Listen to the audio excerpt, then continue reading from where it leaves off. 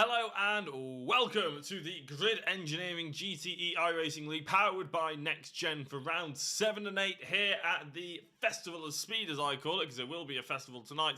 Monza, a great evening's racing heading our way, and we've already got a few people to thank in the comments as well, like Alex Everett. I saw that you gave it a share on the stream. Katie Eames has given it a share as well. Apparently Christian is watching the first race tonight, so no pressure. So Matt, there you go. Apparently Matt's been lugging garden stuff around, apparently. So he's very tired, but we'll try and get through it. I just realised my hair is weirdly sort of tucked away. It's just bad, whatever it is, isn't it? I'm getting it cut next week. He says, good luck to Uncle Matt and good luck to Uncle George as well. Is George back tonight? Oh, we hope so, because he's already got the look sent to him. My name is Jack Oliphant. This is Jacko Racing. You should be hopefully watching this on NXTGEN as well, potentially. If not, I will just give it a share over to that page as well. But hopefully we're in for a fantastic evening's racing. Thank you very much, Matt, for the like as well. The guys are currently qualifying, so we will jump straight in. There's only been a couple of minutes passed since the qualifying went in, but you can sort of see at the bottom right-hand side, or the bottom of this sort of preview, I suppose, that they have been going about. So let's go and have a look at it. So, as you can see, it is the GRID Engineering, but we're going to have a focus on qualifying at the moment, and you can see it's a new driver. It's Edward Lack at the top of the timing, and it's a CXR machine. Now, I believe the CXR cars were actually converted from Solar SimSport Racing, and I just realised that I've still got things playing in my ear, but I haven't got the... oh, is that... There we go. Hopefully you guys can hear that nice and clear now as the Ford pulls off. We've got a few new drivers coming in tonight. Now, we did drop off a few of the numbers, unfortunately, down to about 15, maybe even 10 running at the end of Daytona, but we've picked up. We've now got about 20 cars out on circuit. Chris Knox has joined us. Edward Lack has clearly joined us as well. The Norwegians are back as well. Erik Sivertsen, Lietro, nice out, and Eric Norden's back. Sam Holman's involved again. So a few drivers going away and coming back, which is always nice to see as well. But like I said, Edward Lack currently topping the timer at the moment. Now, it's a strong show for him, considering it's a first foray into the GTE League here on NXTGEN. The first time the NXTGEN have run a GTE iRacing League. In second place is a name that's very familiar to the NXTGEN crew, and that is, of course, Alex Everett. Now, I saw on Facebook earlier that Alex was actually... he had to send his wheel off to Fanatec to get it repaired, so God knows what he's driving with. I'm sure it's not a controller with the speed that he's showing. Carl Smith, thank you very much for the like there. James Holman, currently in third place, again in a Ferrari, in a Chevrolet that we haven't seen before. And I'm not entirely sure if we've seen James Holman before. Then Neil Anjo's top 4. And Matthew Hodges top 5. There we go. So 3 CXR machines almost in a line of each other. In fact, we have 4 here tonight. And as I said, unfortunately, I haven't been given the memo here, but I do remember that I think it was Solar Sim Racing potentially going for a rebrand into CXR Racing. I think they got asked to go and join this team, so that's who they're representing tonight. But I will confirm that later on. We do have a championship, though, as these guys are just sort of currently, they've done a couple of fast laps. Have a look at the difference in the gap there between Lack, Everett, Holman, and Andrews. Less than a tenth of a second, and Hodges, less than a tenth of a second between each and every one. I'm very much looking forward to tonight.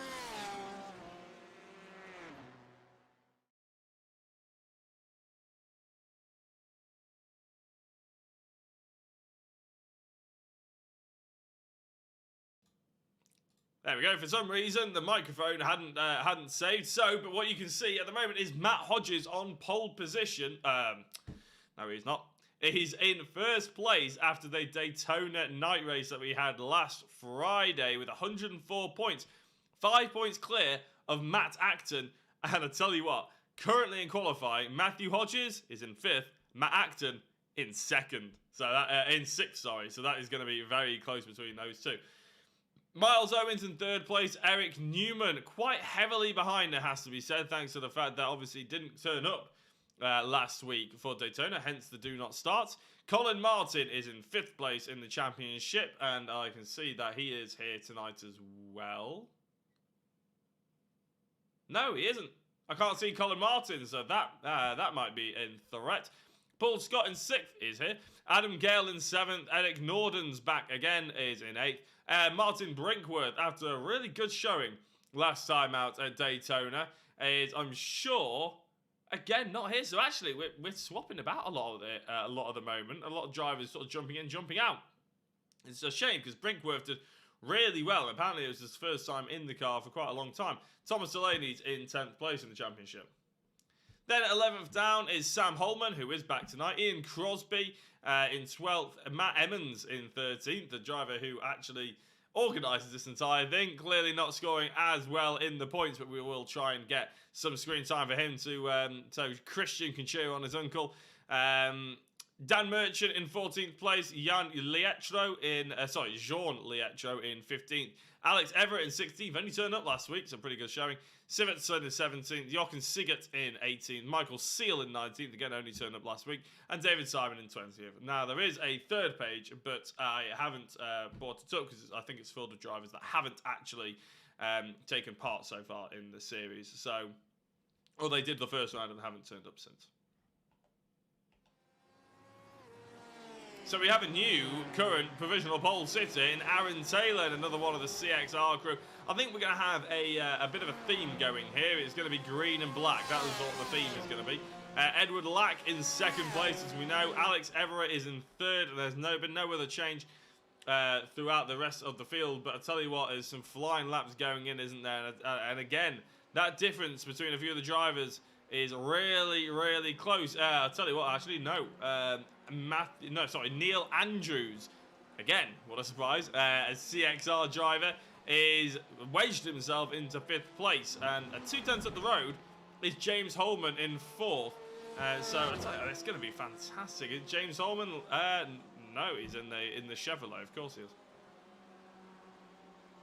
It is nice, however, to have the Troll Racing machines back. Eric Sivertson, Jean-Frederic Lietro as well, and there is one other. Where is he? Eric Sivertson, Lietro. Oh, Eric Norden is in the pits. That's why I couldn't see him. So as we just crossed over halfway into the qualifying, just realised I've been sent a message. I'll be yeah. A little bit of a technical issue. Apparently I'm using a camera pack that I'm potentially not supposed to be using. So I'm just going to go ahead and change that. Thank you very much to Graham, who sent me a message making sure that I don't get pinged. Back in a sec.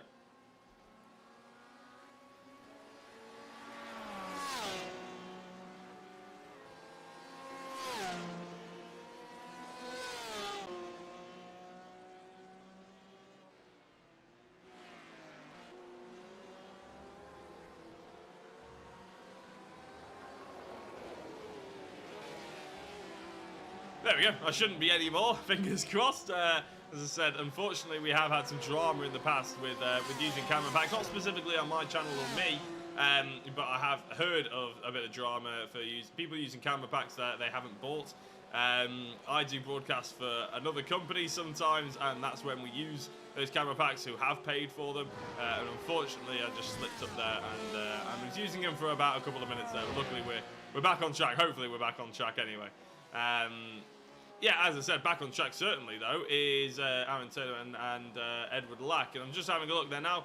Are they going to start slipstreaming each other? That's the question. A few of the drivers, Matt Hodges is on a couple of green sectors. He's put 4 green sectors in, and he's wedged himself right into 5th place. He'll be desperately disappointed not to get into that 4th, though, with a 0.015 the difference between himself and Matt Acton, who has really pushed his TCE car to the limits here, especially if he's done that time without a slipstream. That is very impressive here at Monza, because it's a very, very difficult thing to do around here, is to get fast lap times without a partner in crime, which is why probably a lot of the CXR drivers, as we see one pulling off, are struggling with. Having a look, Matt Hodges obviously set some green sectors.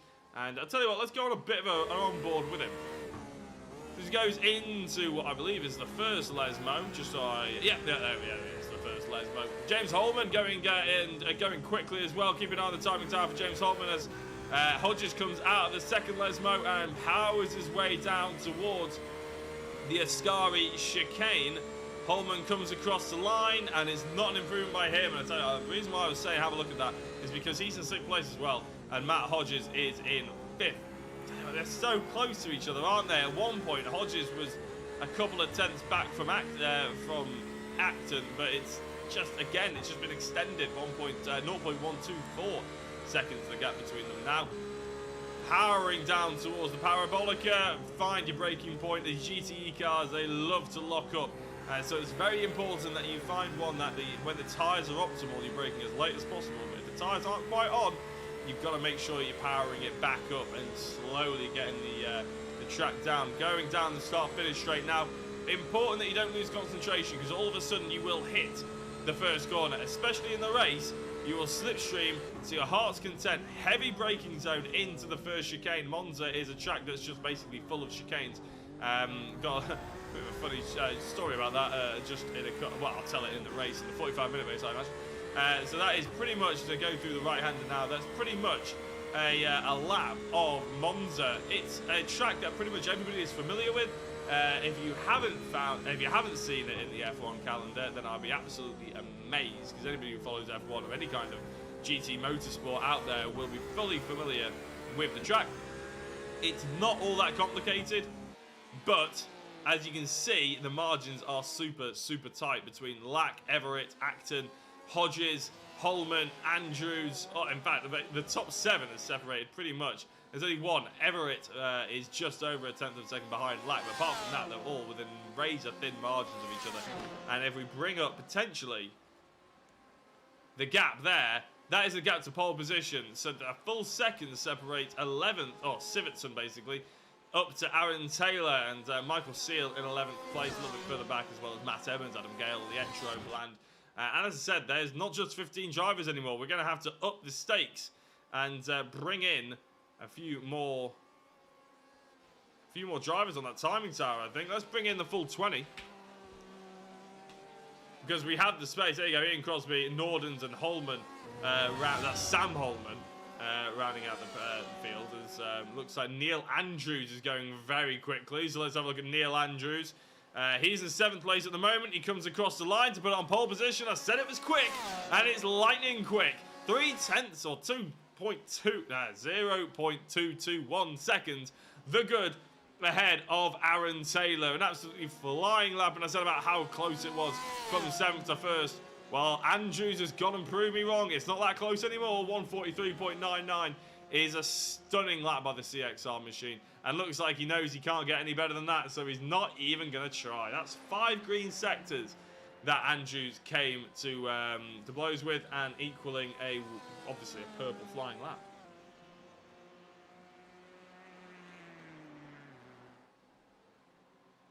Michael Seal is setting some green sectors. Aaron Taylor has put in a purple sector 1. Alex Everett a purple sector 3. Let's keep an eye on the timing tower. As there we go, Aaron Taylor goes top as Michael Seal comes across the line. Is he going to be able to improve on the 11th place?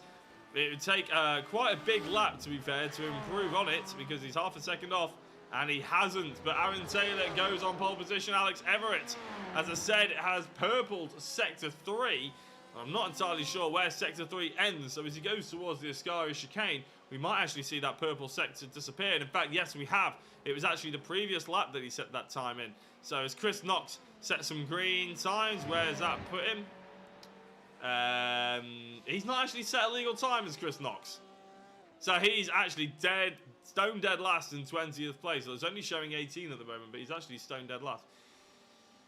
Let's have a look. Who else is flying out there? Any drivers out there, really? Matthew Hodges has gone into 3rd place, overtaking Edward Lack. Tell you what, I'm loving the fact that we've got some new drivers. And CXR have come in and absolutely stolen the show at the moment. They're top 2. As Matt Hodges tries to cement the fact that he is still here. He is leading the championship by merit, so there's no reason to discount him. Ian Crosby set a purple 2nd sector. Come on, the Ian. Up to 14th place. And a really good start by him. The rest of the lap, I'm sure probably wasn't as hot as he would like. But as the checkered flag has dropped now, it's very interesting to see that there is that gap starting to open up, especially between the top 2 and 3rd place. However, This is Monza. This is where drafting is more important than, I would say, 95% of other tracks in the world. Daytona, it was important. Monza, it is essential. And I think that's why you probably saw Aaron Taylor and Neil Andrews maybe get some flying laps right at the end, because they were able to maybe get that slipstream working for them to a T. Very, very important. So as we wait for, well, actually, Chris Knox, I tell you what, we'll keep an eye on Chris Knox. With the very funky livery, he is never disappointing with the livery, is Chris Knox. He's coming through Parabolica. If anybody catches the Pure GT series that I do on a Wednesday night, now Chris Knox is in charge of it. Sam Holman, purpling Sector 1. Where's that come from?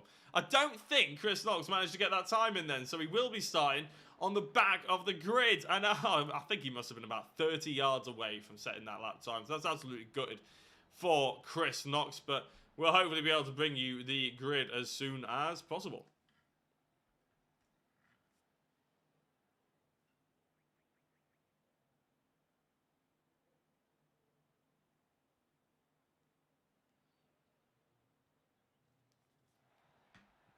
Just waiting for, I think everybody has crossed the line, so I think we are just waiting for the session to be advanced. If anybody hasn't been here before, well, or is curious as to what on earth is going on, it's the GRID Engineering GTE Season 1. We're doing rounds 7 and 8 at Monza. We've already been to some fantastic circuits, Daytona, we've been to Silverstone, and there was Interlagos, as well as the 3 other rounds that we've sort of been to, tracks that we've been to. You can check them out on the playlist if you're watching on YouTube. They're on my playlist on YouTube as well. On Facebook, I've just made the Facebook playlist, so you can have a quick look at there. I'm just going to try and co-stream this over to NXTGEN Facebook page, so we can make sure that they're viewing it as much as we can on there as well.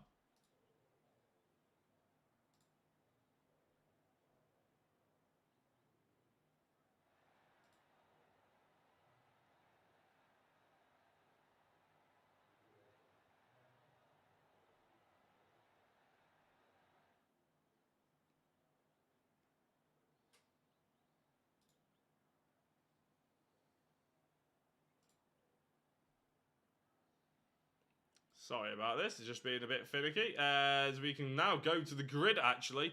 There we go. So Aaron Taylor on pole position. Neil Andrews in 2nd place. Matt Hodges in 3rd. Edward Lack in 4th. Alex Everett top 5. Matt Acton in 6th. James Holman in 7th place. Miles Owens in 8th. Paul Scott in 9th. Eric Sivertson in 10th. Michael Seal and Matt Emmons are 11th and 12th. Further down the grid, you see Adam Gale in 13th. Ian Crosby 14th.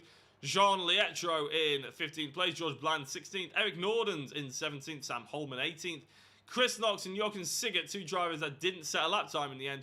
They're all the way down in 19th and 20th position.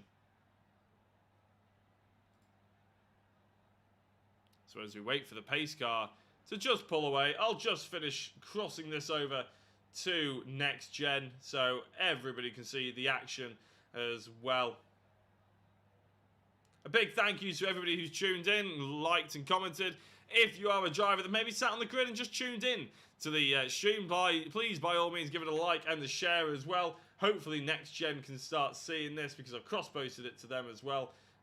So if you are tuning in from the NXTGEN Facebook page, by all means, hello, good evening, and welcome to what will be the first 15-minute or 20-minute sprint race of the day, followed by a 45-minute feature race hosted here on Jacko Racing. The lights are about to go green, which means we'll have a rolling start led the way by, well, technically the pace car, but also our new CXR green machines, looking very daunting as well. It's fantastic to see such a plethora of GTE cars. It started off strong this league, and then I had a few people leave it and die away, and now it's come back with a vengeance, and you can see the top 3, Lee Horn, hello, thank you very much for commenting.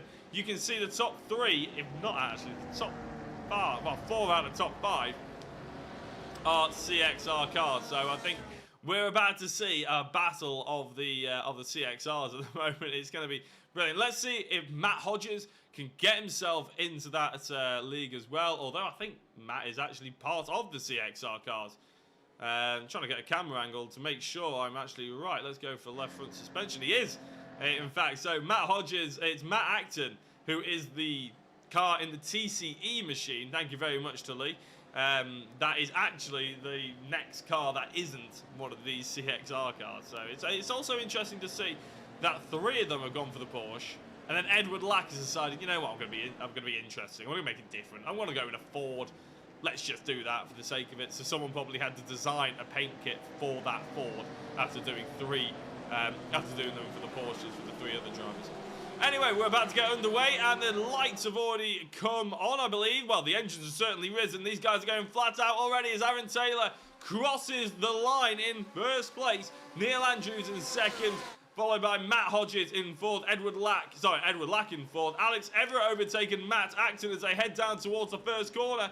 Everett diving up the inside of the TCE machine, but he couldn't get it through on any of the others at the moment. Matt Hodges has gone into second place. Neil Andrews in third, and then pretty much the rest of the field is as you found them. Sam Holman, Chris Knox have both gained 3 positions off the start line in the Fast R liveried car there for Sam Holman. Chris Knox in the whatever the hell that is liveried car as well, as a few drivers dive into the chicane. For the first time, we can see a crash, and I thought it would end up round about here. A few drivers sort of morphing into each other, and that is unfortunate. Jochen Siggert, I believe, is the car that is currently facing the wrong way round. George Bland as well. He just about managed to get away with it, but he was caught up and held up. Sam Holman has gotten through, 6 places gained for the Fast R driver in the Porsche at the moment, followed by Ian Crosby, who's gone from a Ford to a Chevrolet in the first couple of rounds of this championship.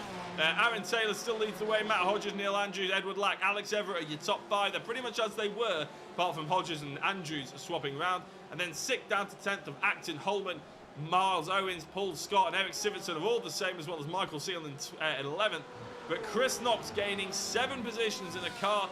What I can only expect is nobody else could see him coming in. Well, actually, that's wrong, actually, because everybody could see him coming in this car. It is well, you can pick it out a mile away.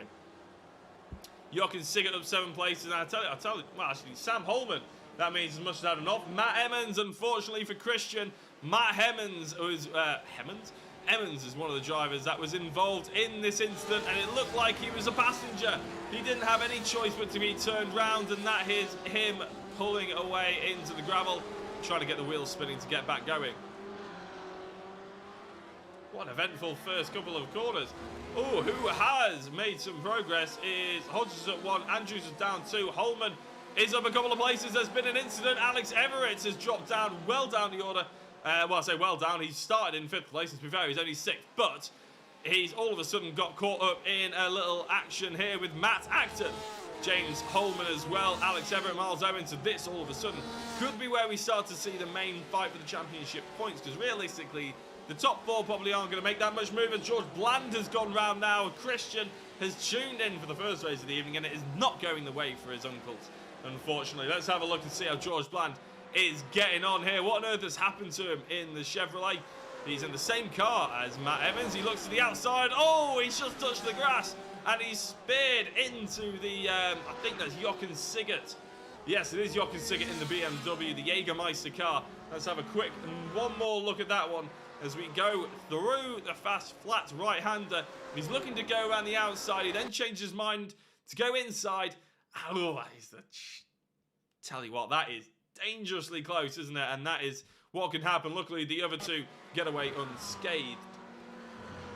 I want to know what on earth happened as well. I think Eric Lack is a driver. Yeah, it is Eric Lack. Eric Lack is actually the reason why we had such a kerfuffle right at the front end of the field. And this is why, going through the first corner, he span round. Everett has to slam the brakes on.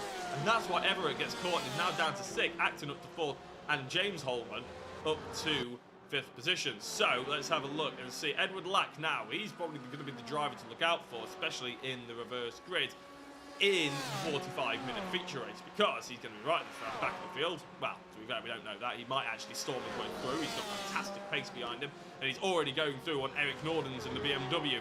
But if he is all the way down where he's around now, like the top 10 maybe he can get up to, he's going to be one to look out for the reverse grid in the GTE 45-minute feature race, which is coming up straight after this one. There's a little bit of a gap, but it's pretty much straight.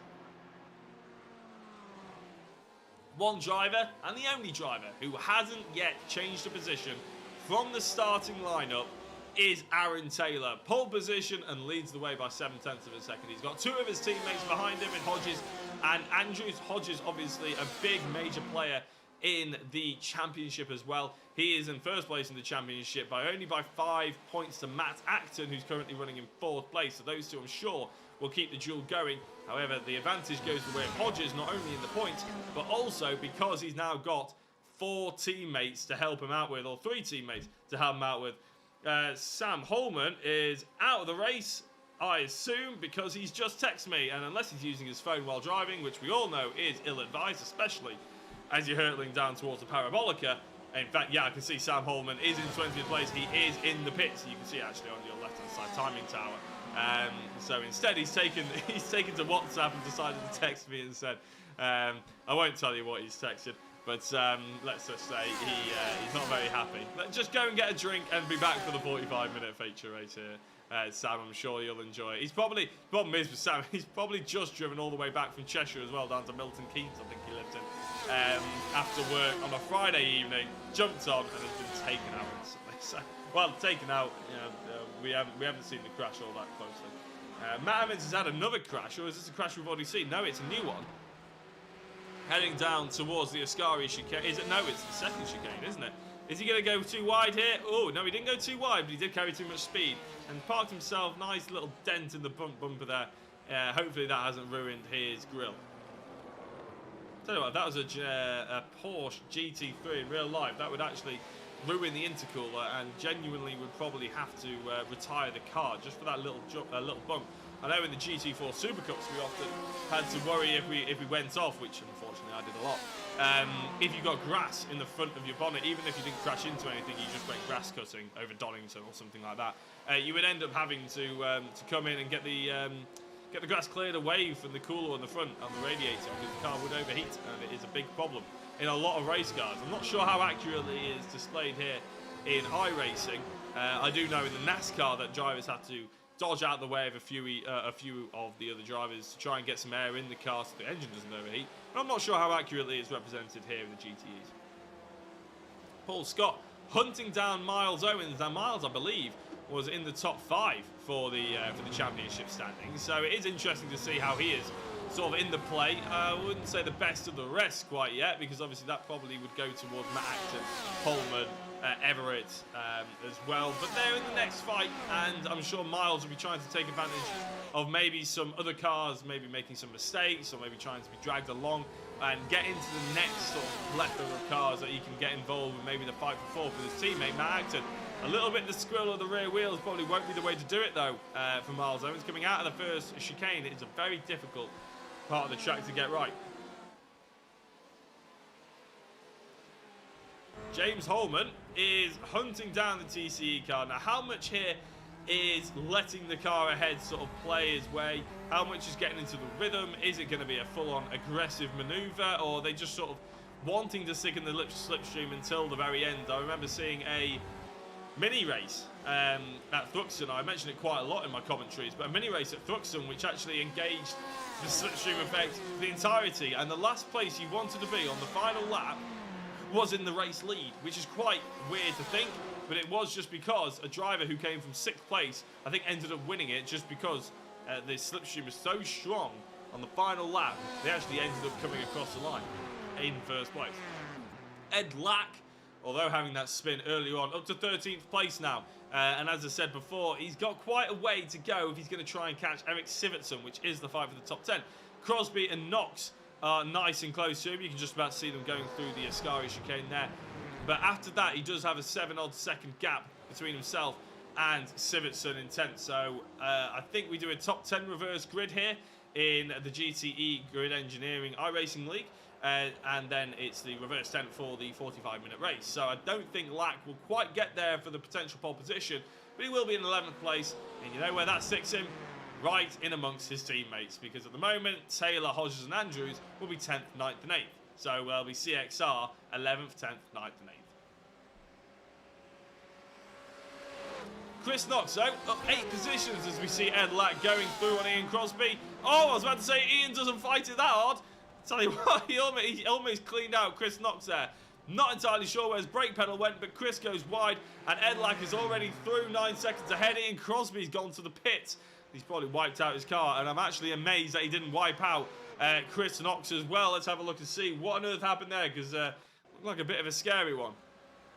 Let's go on board with him, actually, because this is going to be an interesting. Now, we know there's a driver on the inside, Edlac. Tell you what, let's replay that, because I want to just slow it down. Look at the driver ahead. That's Chris Knox. And as we're coming towards the 200 board, you should see Chris Knox's lights up. I think he's already braking now, around 160. Crosby still hasn't broke. Now he's hit the brakes, and it's far too late. He's still in 6th gear. He's hit 50 yards. He's hit Chris Knox, and over into the start he goes, over the cut through. And I think he's wiped out his front right suspension.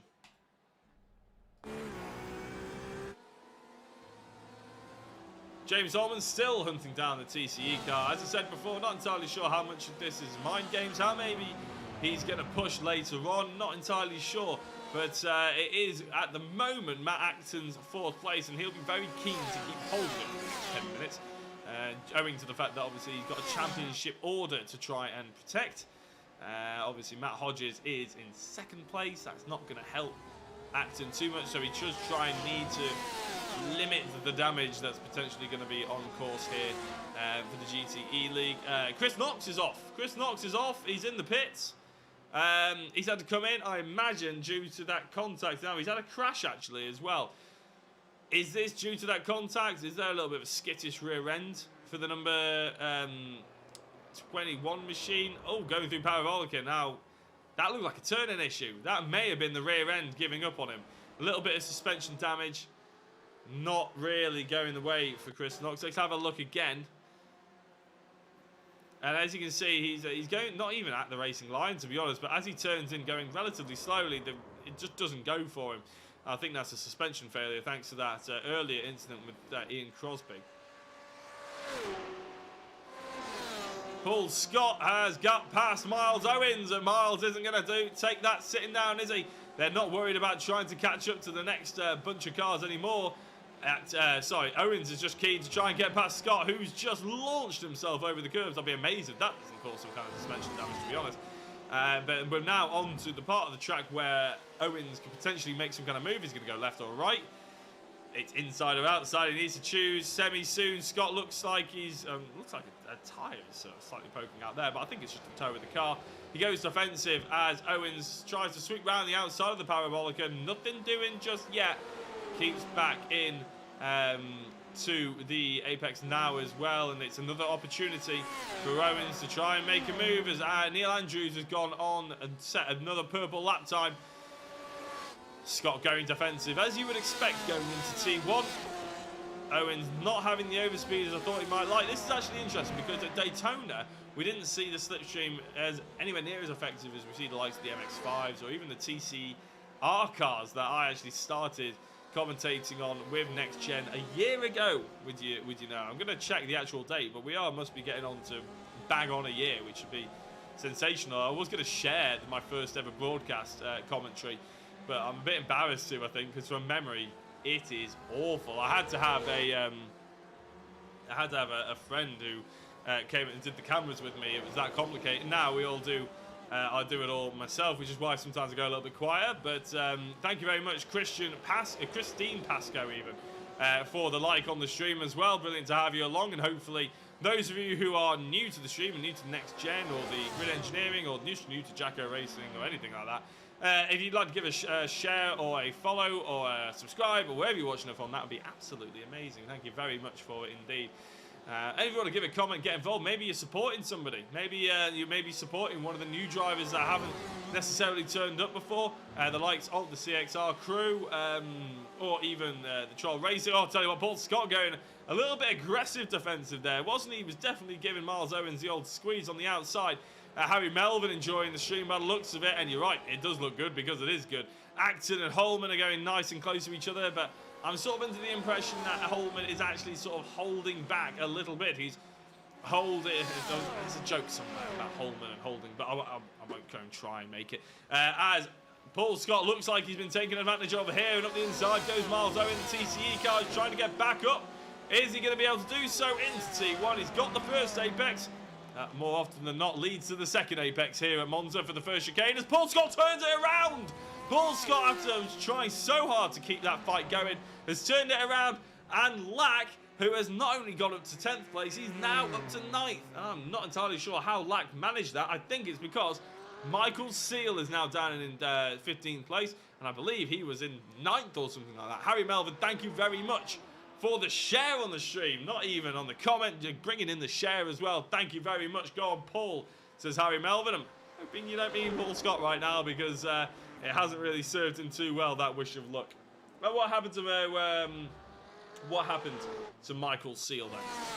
Oh, he's just the fast star driver's just gone straight off. He did well to keep it out of the wall on the right hand side, but they couldn't quite do it on the left hand side either. So that's Matt Emmons driving through. So Christian, if you're still up watching this, there you go. You saw Matt doing something rather good there. And to be fair, he's up to 11th place. So even after that rather unfortunate start where he was a passenger, he didn't do anything wrong. So if you give him a call later on before you go to bed, then you can make sure that the commentator said that Matt didn't do anything wrong there. He got binned, unfortunately. It was no fault of his own. Aaron Taylor's actually got a little bit more company than he has before. He's 0.3 of a second. Now, is there going to be a move? If I was CXR, you would probably have to concede that Matt Hodges should win this race. Realistically, because he is the driver that's in the champion. He's been the driver that's been here since the beginning of this series. He's still there, obviously running for a different team now. He was Solar Sim Racing, I believe. And now he's obviously for CXR. You'd realistically think that if one of your drivers was going to take a championship here, you'd have to give the points to Hodges. However, a lot of the time, sim teams don't seem as angled towards that sort of team orders as, say, real life racing is. Matt, where have you gone? Matt Hodges, as I was just saying that, he's binned it straight into the wall, coming off the apex of the second chicane. So all of a sudden, Matt Hodges, he's come back on in 6th place. That's not that bad. What might be bad, though, is the damage that might be caused to that Porsche. Let's have a look at the crash again. So Matt Hodges, he goes into the chicane. I think the first, a lot of curb there. Oh, he touches the outside. It's inches. And he hasn't flown into the barrier there, to be honest. A commentator's curse. Leave me alone, Katie. I can only call it as I see it. Yeah, I'll give you that one. Matt Hodges can have a go at me for that. So he hasn't damaged the car too much. So he's in 6th place. He's going to really have to work hard now to catch up to the next set, because all of a sudden, Matt Acton has seen that, and he'll know full well that 5 points is the difference in the championship. And now that Hodges has a load of teammates helping him, it is imperative that he gets the points this race. And if he can, obviously the next race after this as well. The closest action that we got out on circuit actually as we draw this race to a close. 2.5 minutes left. About 2 laps to be fair. It is this one between Holman and Acton. Now how long is it going to be until Holman really pushes the envelope now? Is he sitting back, or is it all that the Chevrolet has got? As the Porsche got a little bit more into the bonnet than the Chevrolet, it's not something that we see major difference of that much over the course of this series, but it is something that we notice at Daytona, that maybe the slipstream isn't as effective as a lot of the other cars that we see at Monza. And I tell you what, no, Holman is pushing, isn't he? Because he was looking up the inside there, trying to fill the mirrors and trying to give Acton something to think about. Acton is a good driver, an experienced driver. We've seen that over the course of this series, but as just before we get to the finishing stages, Christian's going to have something else to look at, and unfortunately it's to do with his uncle George. George Bland here, and who is that in fighting with? It's not Matt Emmons, is it? No, it isn't. I'm not entirely sure who that is. Oh, he just let the rear end go, and he carried so much speed he was holding onto the brake. The front end gripped, but the rear end said no. And as he tries to get back going, hopefully he doesn't turn into anyone. No, he hasn't. So I think that was Jean Lietro that he was just behind, but you know, there was no contact there. So we can't exactly be blaming Lietro for that one. Eric Lack and Hodges, oh, tell you what, Hodges and Lack, they've set purple times, both of them, by 1,000th of a second, and on the timing tower that's highlighted in purple, to be honest, Lack should have it technically over Hodges, but it's that close that the timing tower has given it to both of them, which I've never seen before. That's how close these drivers are in ultimate pace. As we're finally into the final lap, 30 seconds left on the board pretty much. It is Holman versus Acton. Acton looking like he went slightly defensive, but to be fair, he wasn't pushing the boat out there, was he? In terms of trying to get people out of the way. Chris Knox is in the pits. He's currently last. I think that's Sam Holman looking everyone through. Luckily, Sam got back out. Chris Knox has actually had to retire completely, pretty much. Holman is now just overtaking him on laps. Crosby, Gale and Nordens are also a lap down. Michael Seal went from 11th, I believe, down to 15th. As you can see, the rest of them are up there as the timing tower has tipped to 20 minutes gone. 20 minutes and 10 seconds now, so this is the final lap of the race. We will obviously cut to our race leader as soon as he's going around the parabolica, as he deserves to be, because he has been the class of the field. There was a little bit of touch and go moments, maybe when he was thinking about letting past Matthew Hodges, but obviously that ship has sailed rather significantly now, thanks to that earlier incident. So it's Taylor, Andrews and Acton, the best of the rest, unless Holman can finally get the job done in the slipstream going down towards the parabolica now. It's going to be an interesting one. Acton doesn't look like he's interested in defending 0.3 of a second the difference, and it's not going to be the way, is it? Its slipstream is not as powerful here as maybe some other cars and other series that we've commentated on at Monza, but it is Aaron Taylor for the CXR car to take the race victory here at Monza for the first time this evening. Neil Andrews in second place, but more importantly for the championship, Matt Acton holds on to that third with James Holman, another new driver in fourth place. Alex Everett's come across the line to round out the top five. He's found a lot more pace, Alex, than he did at Daytona, so he must have been practicing a little bit, or maybe that wheel that he's borrowed has given him a little bit of impetus going forward. Edward Lack has come across and finished in 9th place, so if anybody out there was catching an eye on them, then that's where they've finished. Matt Emmons is an 11th, by the way, for those of you who maybe are trying to keep an eye on Matt Emmons, and George Bland, 11th and 13th.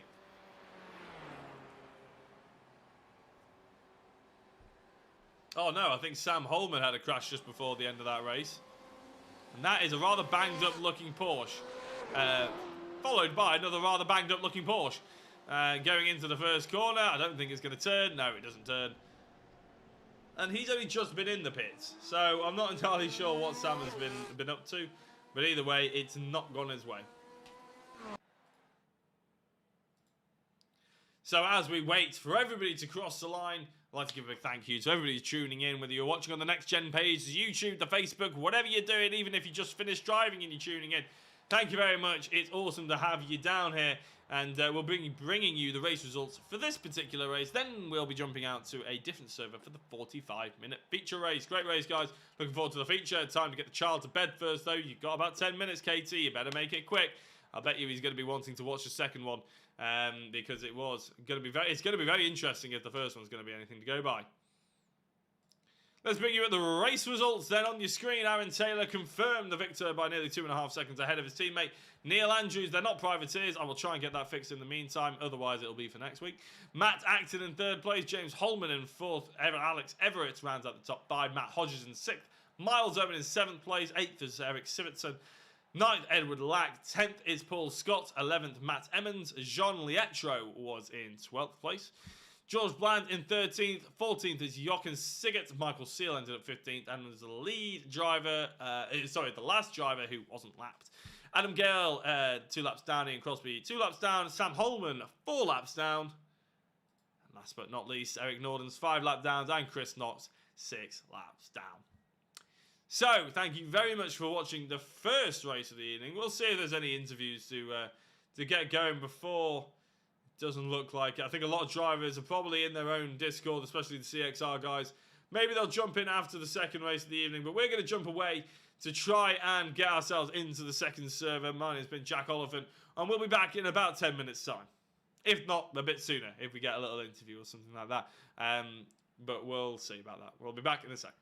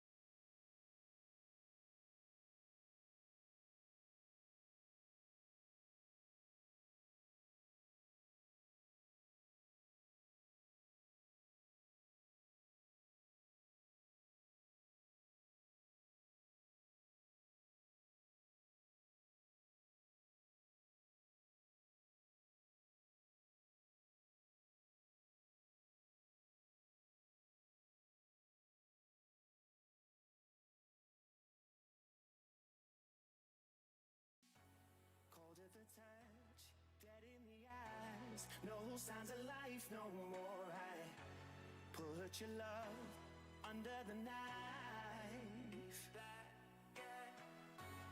Leave me to die here all alone. No signs of life no more, no. A crying dove may never fly.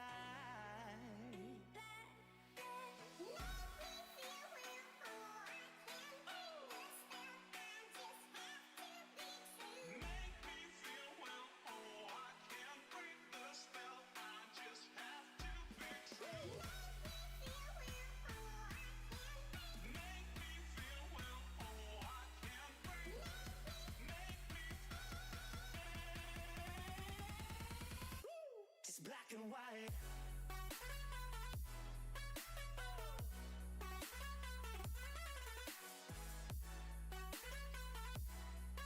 Yeah.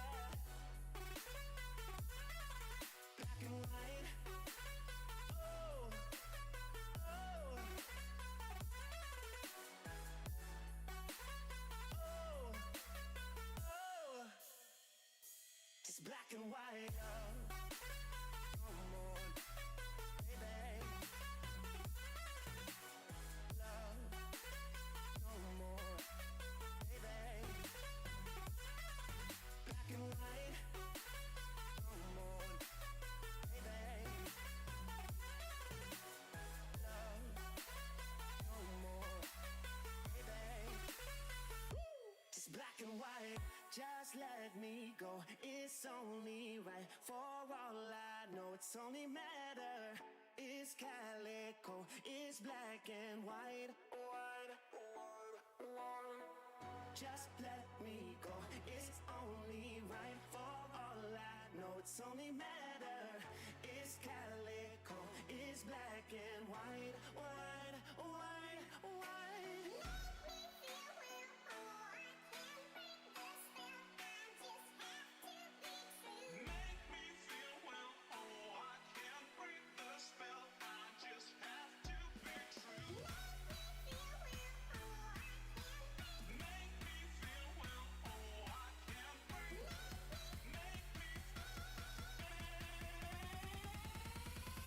It's black and white.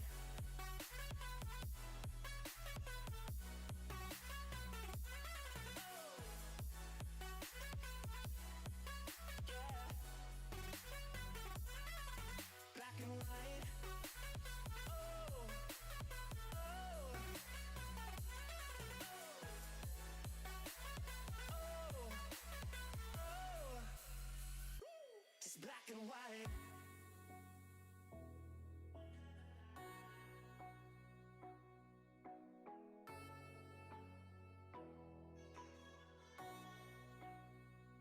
It's black and white.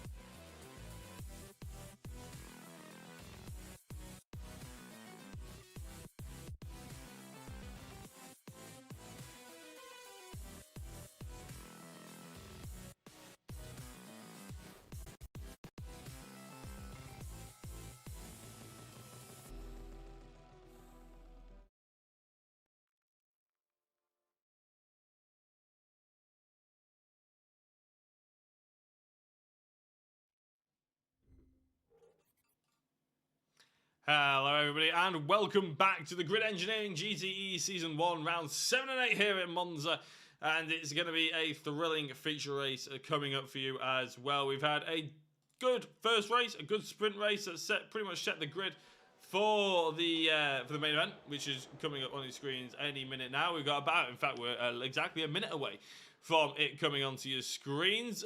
We had a strong showing from CXR coming in with the victory. I think it was Alan Taylor coming with the victory. Unfortunately, if you're looking at the championship standings, which we're going to have a very, very quick look at now as well, you'll see that, unfortunately, most of the CXR drivers aren't involved. However, Matt Hodges is involved. He took a tumble about 15 minutes into the 20-minute race and ended up in 6th position. So I expect to see Matt Acton and Matt Hodges switch positions in the championship as well. But if you're looking for drivers who you want to keep an eye out on, those are the lists that you'll be seeing for the top 10.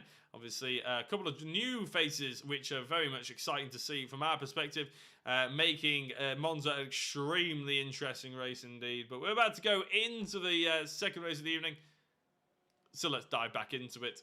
About 10 seconds away from being able to bring you the grid, I believe, and with any luck, it'll have all the relevant team names updated as well, so not as many drivers will be just randomly called privateer. Always a bit annoying when it does that. In fact, there we go. We can now start to bring you the grid.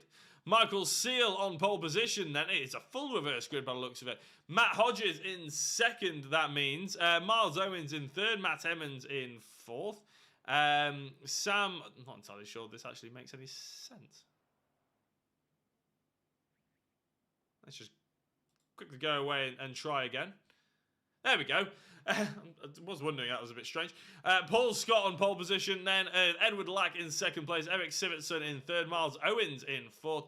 Matt Hodges rounds out the top 5 alongside Alex Everett, James Holman in 7th, Matt Acton in 8th.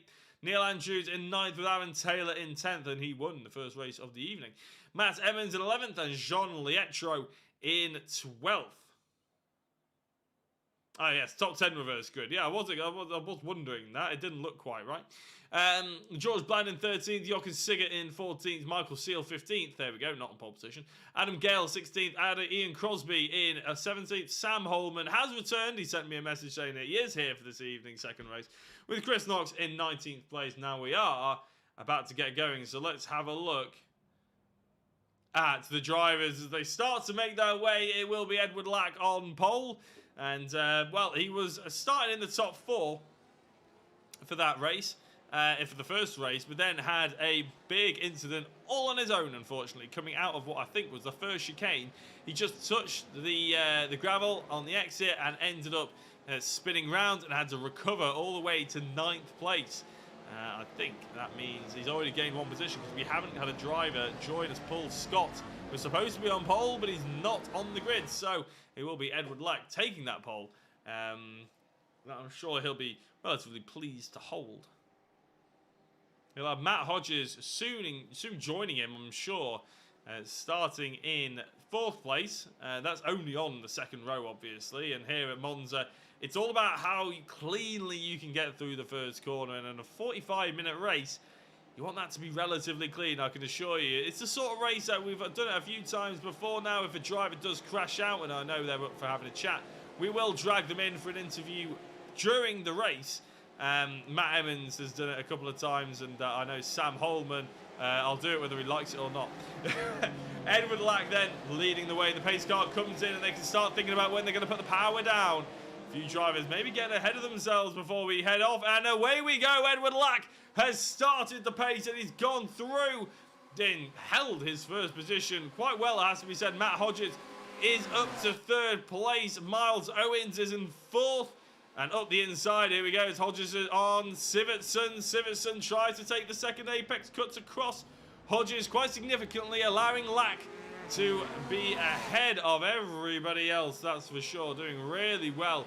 An 8-10th gap already for the CXR car. Sivertson in 2nd, Hodges in 3rd, Miles Owens in 4th place. Top 5 rounded out by Alex Everett at the moment. Up the inside looks Hodges, trying to be very keen to get up and in the fight already. Sivertson's gone wide in the first apex, but it's not good enough to try and let Hodges through just yet. Hodges going up the inside of this first Lesmo. Carried a lot of speed there, Civickson. Done really well to defend that around the outside. Owens in 4th place. Everett in 5th. Holman, James Holman, in 6th place. Matt Acton in 7th. Matt not gaining as many as I'm sure he would like, because he's really needing to try and catch up to the drivers ahead. But look at that already. Neil Andrews and Aaron Taylor 11th, 8th and 9th. Trying to push through the order as we keep our eyes on Matt Hodges here. Miles Owens fighting off the attack of Alex Everett. Oh, a big hit at the backside by Miles Owens.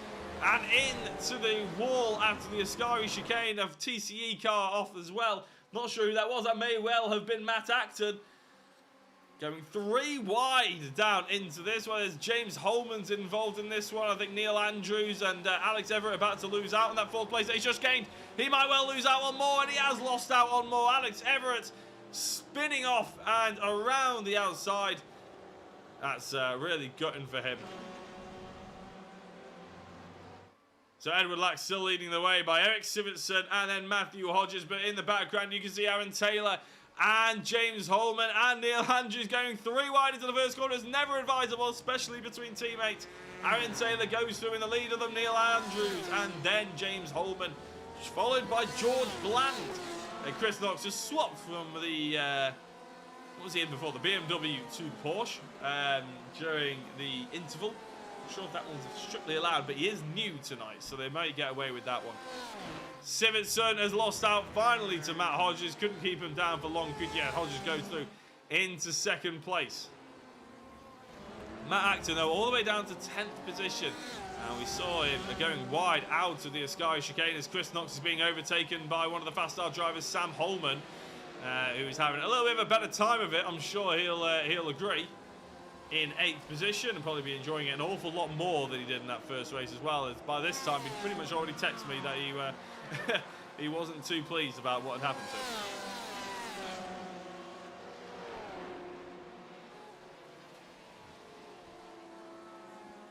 Very well to be looking then. So it is CXR following each other yet again, pretty much.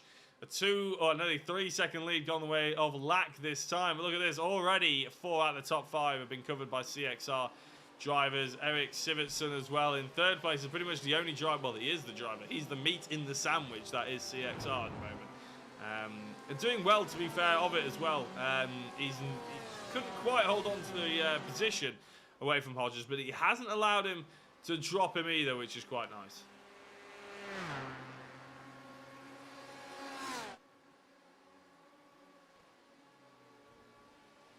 So as he goes around the outside, actually, he's making Hodges already try and defend. Sorry, I was just looking at my timing tower then. Realised what was going on the actual screen. Sivertson really struggling now to try and sort of, maybe he's broken the toe a little bit. That probably was his one opportunity, as we now see Chris Knox catch up to Sam Holman. Fast Star driver in Holman is obviously the 8th position car, followed by Chris Knox. And only a few drivers. Ooh, one of the drivers is Matt Emmons, who's had a big crash and has ended up in the pit lane. Let's have a look. He's coming out of Ascari. What on earth is going to happen to him here? I'm really not sure, because he's in the middle of the straight and he just pulls up to the side and decides that's it. Alex Everett had the crash earlier on. Thank you very much, Lee Eames, for the follow. Nice to have you along. Alex getting span out, actually, by Aaron Taylor. Aaron Taylor and Neil Andrews, I believe that was. So that's why he actually got turned around, Alex Everett. So real shame for him, and he's all the way down in 12th position now. Trying to have a look at what on earth happened to Matt Emmons there, because he just seemed to sort of come off. He wasn't having it. I think maybe the race wasn't going as maybe he was hoping for, but just trying to have a look and see if he went off track at any point. He did go off track here. Oh, big hit. Oh, he's done exactly the same as the Porsche in front, and that has broken his car rather significantly. Let's have a look at that again. I think Adam Gale was the first driver. The first driver to go flying there, trying to cut the Ascari chicane a little bit too much. The reason why we missed it is because there was a driver spinning off on the left-hand side.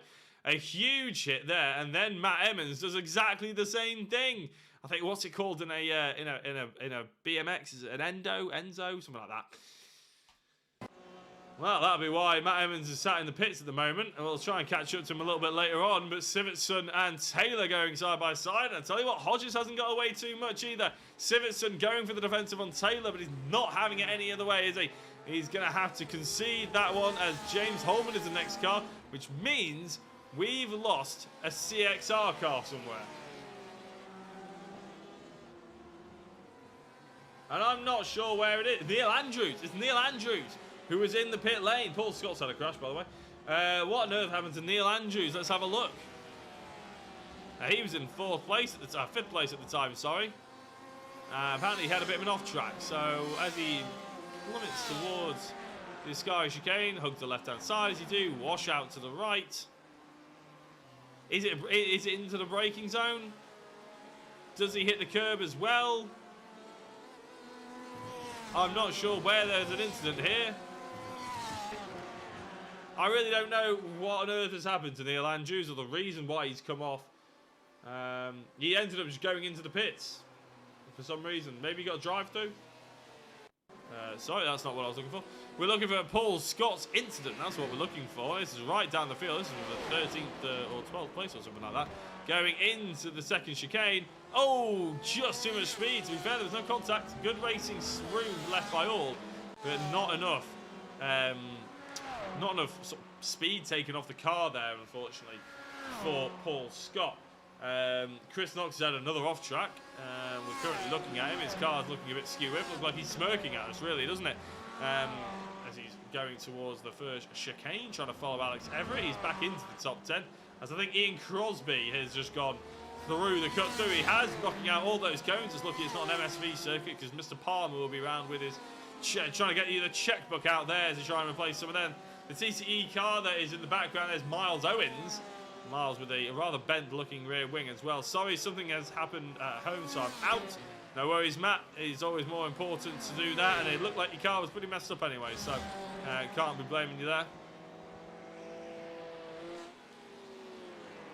So here goes. Well, Sam Holman's got himself up to 7th place, thanks to a couple of incidents, obviously. But yeah, to finish first, you have to finish. Alex Everett is the one chasing him down after what was an earlier incident. Ian Crosby, we saw him go rally crossing.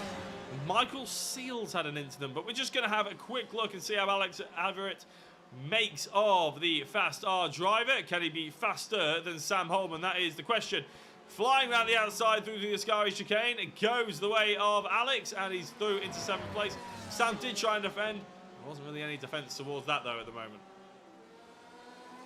So here is Chris Knox trying to fight off Miles Owens, who has got through, actually. I don't think Miles let them through or anything like that, but with that bent rear wing, maybe costing him time down the straights. However, obviously Chris has got a bent front end, so I'm sure that's probably costing him time down the straights. Ian Crosby with a driver smelling blood in the water, I imagine. As long as he can keep it on the track going towards the first corner, that's the most important thing. He may have an opportunity going into it as we see the slipstream maybe taking effect, but as we said before, it's not necessarily taking anywhere near as effect that we thought, that we're used to from watching MX-5s and TCR cars and the likes. And a big squirrel of the rear brakes there by Chris. Really good driving not to actually go into the back of it. Now, if we think GTE cars are tricky, well, Chris Knox was actually spent, I think it was not last Wednesday, the Wednesday before, he spent out at Donington. It's a hard life, I know. He spent out at Donington driving historic F1 cars, which is an amazing job to be able to do. He messaged me saying that he probably won't be on the Pure GT series 2 weeks ago because he was out there at Donington driving in classic Formula 1, which is fantastic. I mean, can you think of anything you would rather be doing more than that? To be honest, I can't drive a G40 Cup around Donington without crashing it, so I'd probably not rather be doing it. But I can imagine, he sent me some of the videos, and the noise is just sensational, really. It's absolutely stunning. And I'm really hoping that someday we get to see him a little bit more as well. I'm hoping he straps a GoPro somewhere and maybe gets a 4G mini hub or something, cuts it in his pocket or somewhere in the car, and he can stream it on his way around. That'd be absolutely awesome. I did that once. I'm sure I was technically allowed, but I did it at Silverstone once when I was testing in a Ginetta G40. I set my GoPro in, hooked that to my phone, which I sort of taped into my pocket, hooked my phone to a 4G hub to get stronger signal. Sort of took that in my pocket as well and taped it up so nothing fell out or went underneath the seat or anything, or underneath the pedals, God forbid. Sort of put duct tape to cover my to cover the openings in my pocket, and set it up so it streamed on the way round. And I actually watched it back after. It worked out pretty well. If you want to search through my page, then it's probably somewhere, but I have no idea where it would be. Got to be every race and every race car, every race fan's dream to drive an F1 car, Casey says, especially the old ones. The new ones are probably quite easy in comparison. Now, I'm not saying that Chris was obviously as fast as the other drivers. I think it was the ninth. I'll have to have a look at it again, actually, at what era F1 car it was, because I'm not actually a massive fan of F1 previous to, I don't know, 2005. Probably to be honest, I'm part of that group that was dragged in with Lewis Hamilton. That's when I started paying attention to F1. Really, Ian Crosby getting a bit crossed up there, coming out of the corner. As Chris Knox goes far too shallow into it, comes across the line. Oh, almost took out Ian Crosby. Very reminiscent of my G40 Cup incident at Donington against Dan Morris. Echoes of that coming off there, and he has to get out of the way soon. Chris Knox, he's damaged that car big time, I fear. Here's the incident again. Now look, Crosby almost loses it on the exit the first Lesmo, but going through the second, it just went too narrow, it looked like. Too much speed. He would turn in touch too early. That washed him wide. I tell you what, Crosby got very lucky there. Now, Chris Knox is all the way down to 17th position. Before we go back live, let's have a look at Michael Seal, because I mentioned that he was obviously a bit more damaged. Oh, the fast start BMW, which, by the way, looks a lot nicer than the previous ones that he's been driving. Getting just crossed up under braking there. Getting locked up. We've explained before that the GTE cars are very difficult to scrub speed off, and that's been the way. Chris Knox is now in the pits, by the way. Jean Lietro. I'll tell you what, Matt Acton. What's happened to Matt Acton? Those two are fighting really close. And if I can find out what happened to Acton, I will bring it to you, because there's no way he should be fighting down here. Oh, my days. He's going behind Seal. Then thought better of it. He had the overspeed on Seal, who wasn't going quite as fast. And then he had to dive back out of it. And in the end, Michael Seal turns himself round. Or did he get turned around? No, I'm not saying anything here. But let's just have a look at the left rear suspension here of Michael Seal. Now you can see, I'll tell you what camera angle this is. Just jinks out.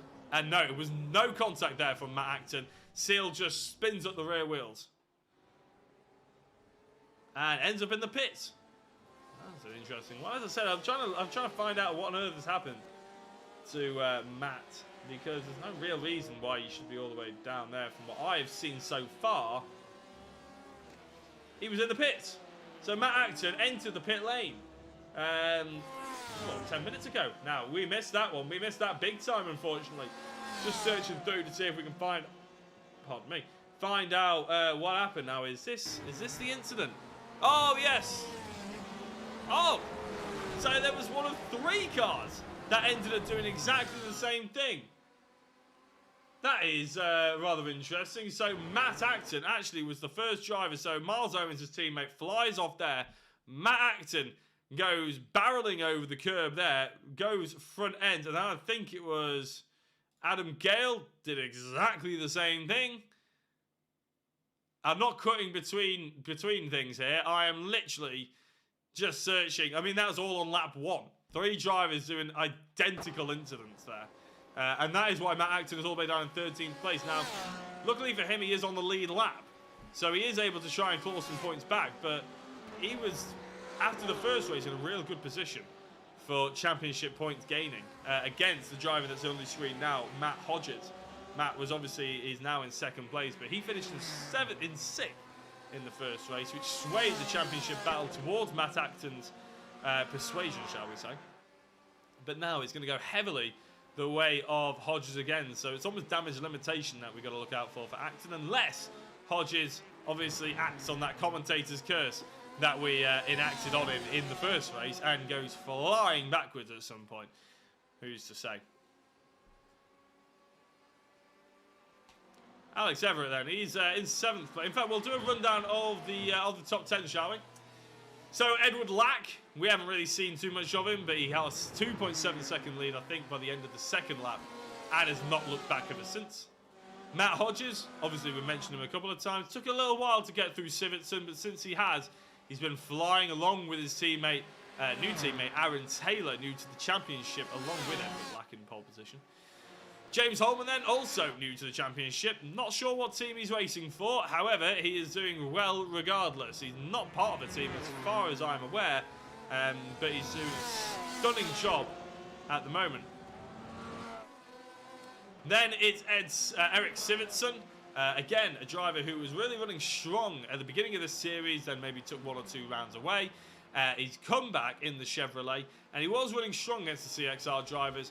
Wasn't quite to be. 1 or 2 too many mistakes maybe on cold tyres means he slipped back to 5th place, just in front of George Bland, who was having an awfully better race this time out than he was in the first time. Him and Matt Emmons couldn't quite get it going. They do have their own team. It's M&V Esports is Emmons and George's team. Not entirely sure what the V stands for. If someone can let me know in the chat, that'd be fantastic. But that's where George Bland is racing with this evening. Then it's Alex Everett, a famed driver in the NXTGEN League and also exiled. He did used to run the XTCR series that ran pretty much the same as the WTCR series powered by NXTGEN and Lee Horn, who's come into the comments. Alex obviously crossing over to the NXTGEN Leagues quite a lot. He actually broadcasts the NXTGEN iRacing Legends series. That's on a Wednesday night. A fantastic job of it he does, as well as he's doing a good job sliding his way up the inside of George Bland into the Parabolica. Nicely done by Alex Everett, who's clearly got some pace behind him this evening. Maybe Daytona didn't go his way, but this is certainly where he's running strong at Monza. Maybe he's just done more time around Monza. I think he's relatively new to iRacing. Before he started streaming the Legends, I don't think he'd done that much, as George Bland comes passing by on the inside now, really powering his way through.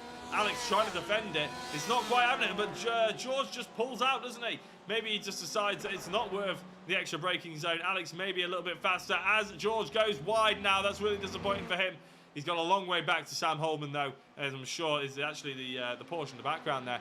You could just about see.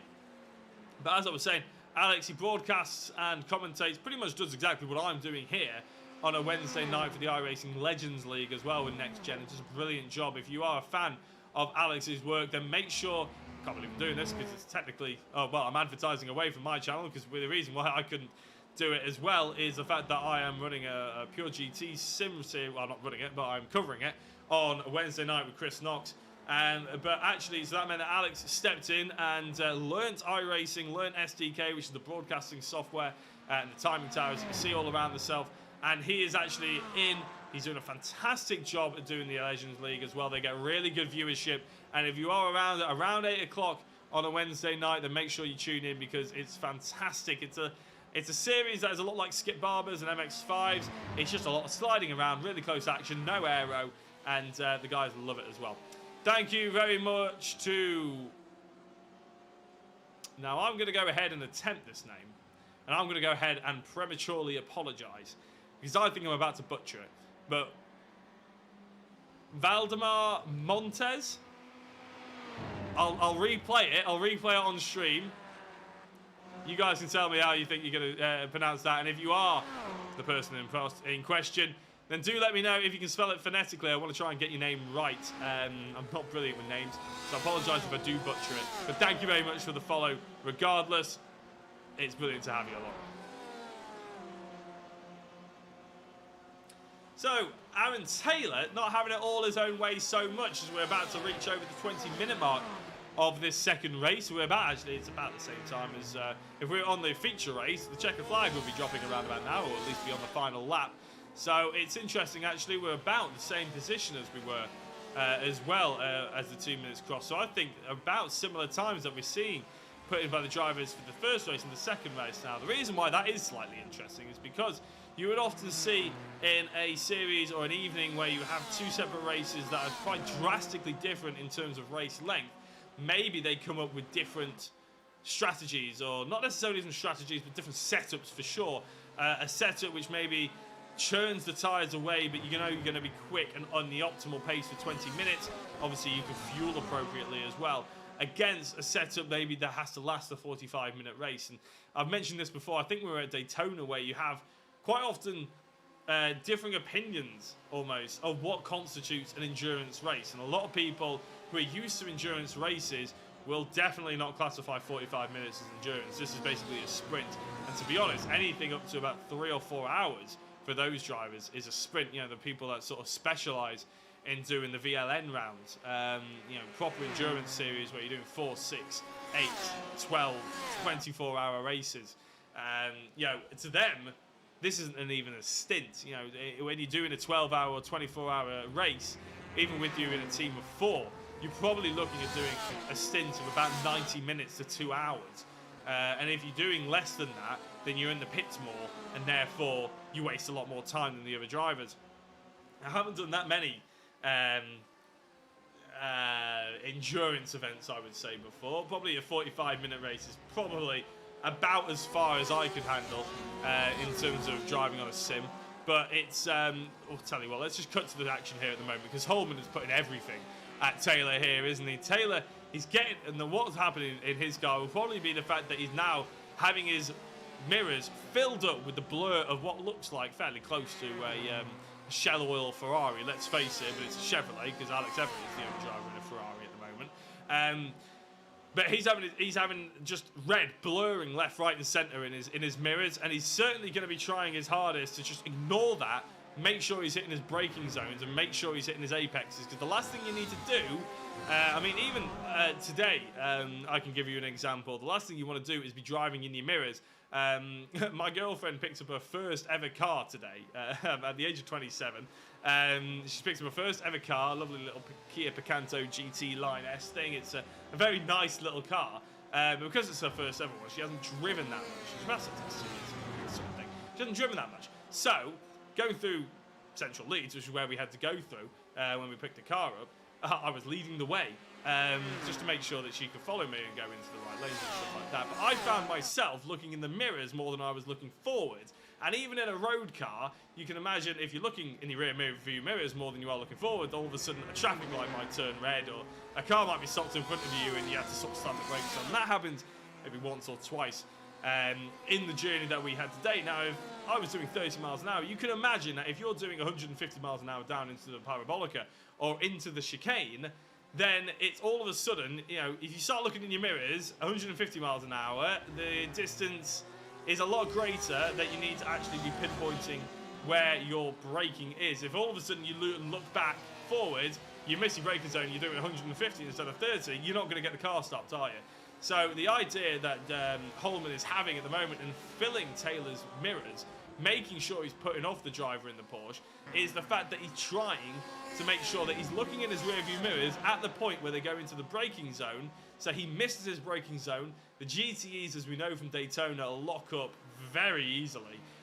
He goes straight on, Holman has an easy pass. Doesn't even have to try and go at the inside, outside, carry any momentum. All he has to do is make the corner, and he knows that Taylor's gone off. What we've seen of Taylor, though, and the rest of the CXR crew, obviously, there's 4 of them now. 2 of them have made mistakes. The rest of them, Taylor being one of them, have been absolutely sublime.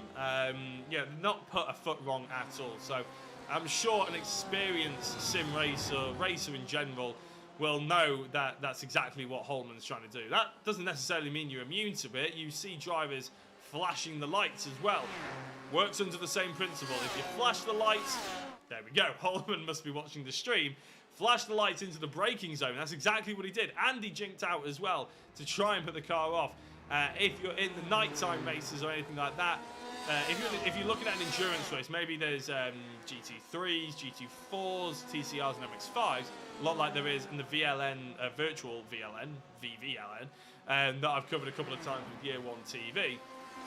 You quite often find that the GT3 cars will do that to the MX5. Well, they won't do it to the MX5s because they're past them before they even get a chance to press the button. But they'll do it against the likes of the GT4 Caymans and stuff like that. And that's just a signal that I'm a GT3, get out of my way, basically. However, in this sort of series, or a one-make series or anything like that, touring cars even, they do it as well. I don't know why they don't just disengage the touring car lights until it's raining. But either way, people will still do it just to try and put the driver off ahead. And a lot of people get a little bit irate about it. A lot of drivers I've seen complaining about it in Discords to each other as well, saying, oh, you know, you're not supposed to do it, it's not very sportsmanlike and all that sort of thing. But unfortunately, if the feature's there, it's just part of racing. It's almost similar to exposing the fact that iRacing might let you cut corners certain ways and not punish you for it. Might not get 1Xs.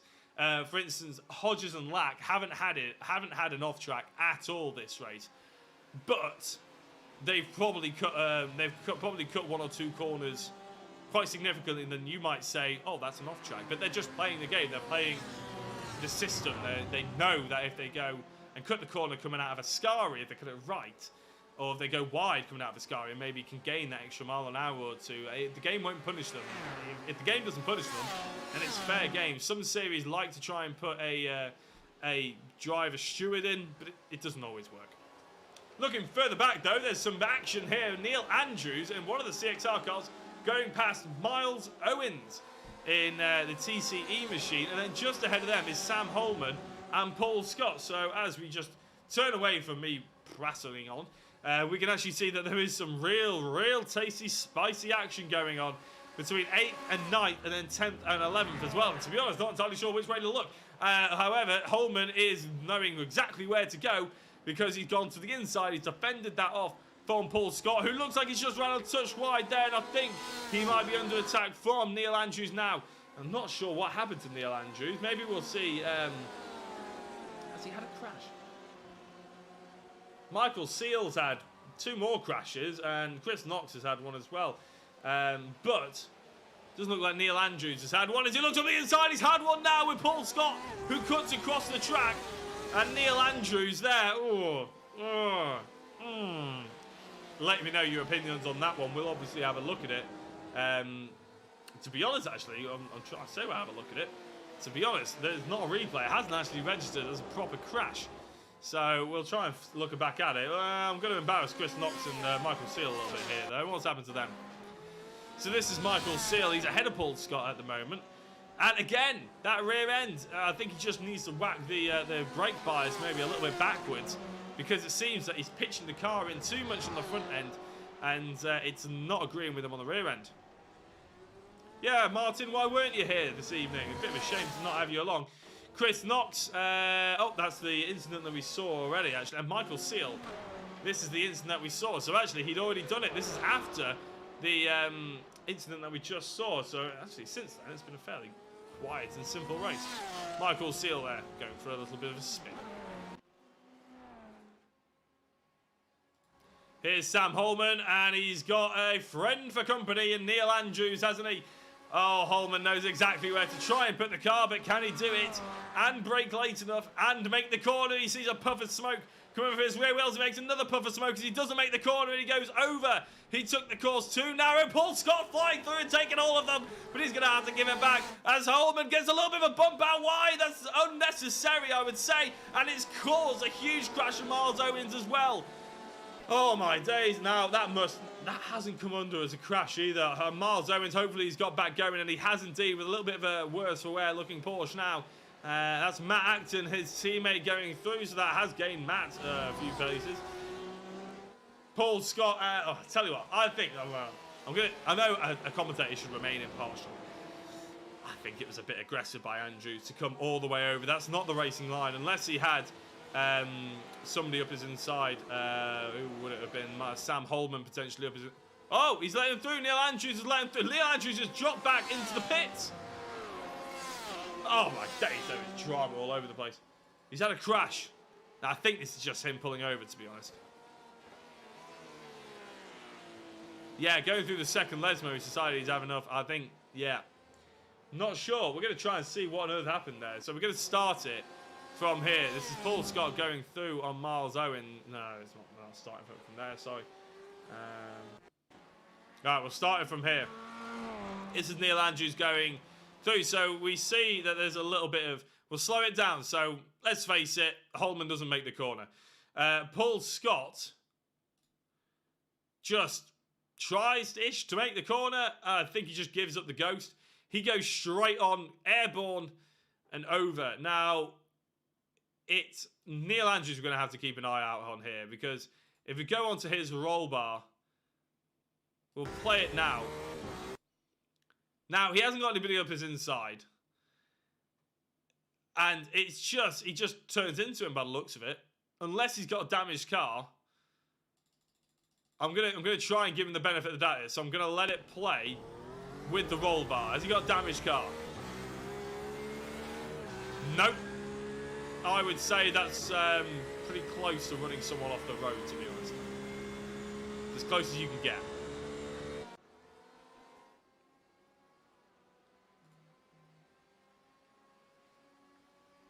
So as we cut to the front of the order, Edward Lack, sorry, has had his lead decimated. 1.2 seconds now, the gap between himself and Matt Hodges, his teammate. 15 minutes left in this race. Aaron Taylor, sorry, I'm getting all the names mixed up now. And James Holman in fourth. Now this battle, all of a sudden, could start getting a little bit tasty, and the CXR drivers won't want to fight each other too much. But if Holman gets in the mix, and he starts putting pressure on a few drivers, that could be dangerous. Apparently Martin Brinkworth was away from home and couldn't get back in time. It's gutting. Sorry to say that, Martin, because you really were strong at Daytona. And I was very much looking forward to seeing the Ford back, to be honest. I think it was the Ford, because it looked mega. Paul Scott and Sam Holman going side by side through the Parabolica. On the inside is Holman, meaning that he's going to go into the first corner as well. Now, Matt Acton has gained all the way into 8th place now, by the way. Really pushing on. It is slightly damage limitation for him, so keep an eye on that as Neil Andrews... Oh, no, Neil Andrews had that crash earlier on, didn't he? And going defensive again is Sam Holman. Is he going to make the corner this time? He is, and in fact, Paul Scott has as well. Both making the corner this lap round, at least.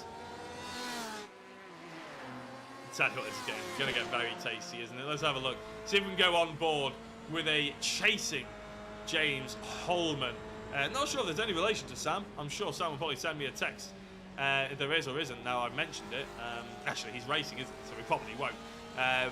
But if he watches this back, then he can let me know, and I can know for next time. But the fact that James isn't racing for the Fast R crew maybe leans towards the fact that it isn't a relation.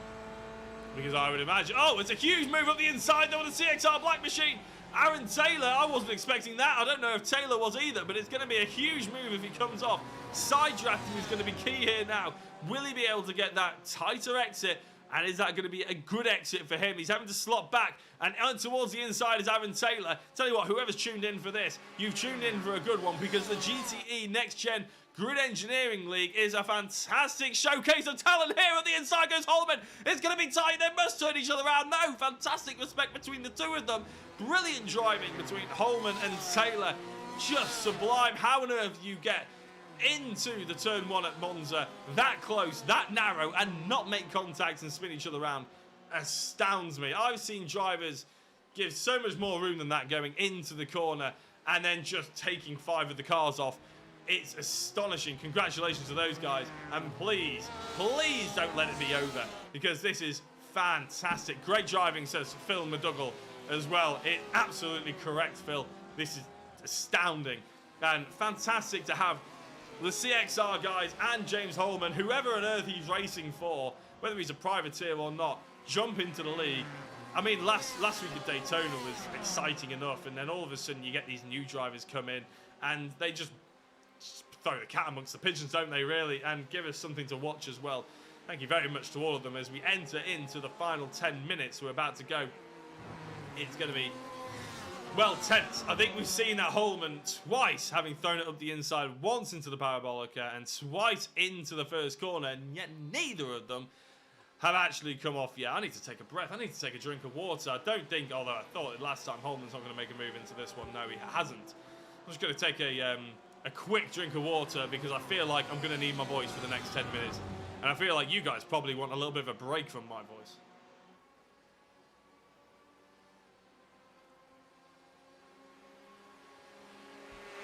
Alex Everett is actually the next driver who is closer than ever. And look at this on Sivertson, who, to be fair, has maintained his top 5 really rather well.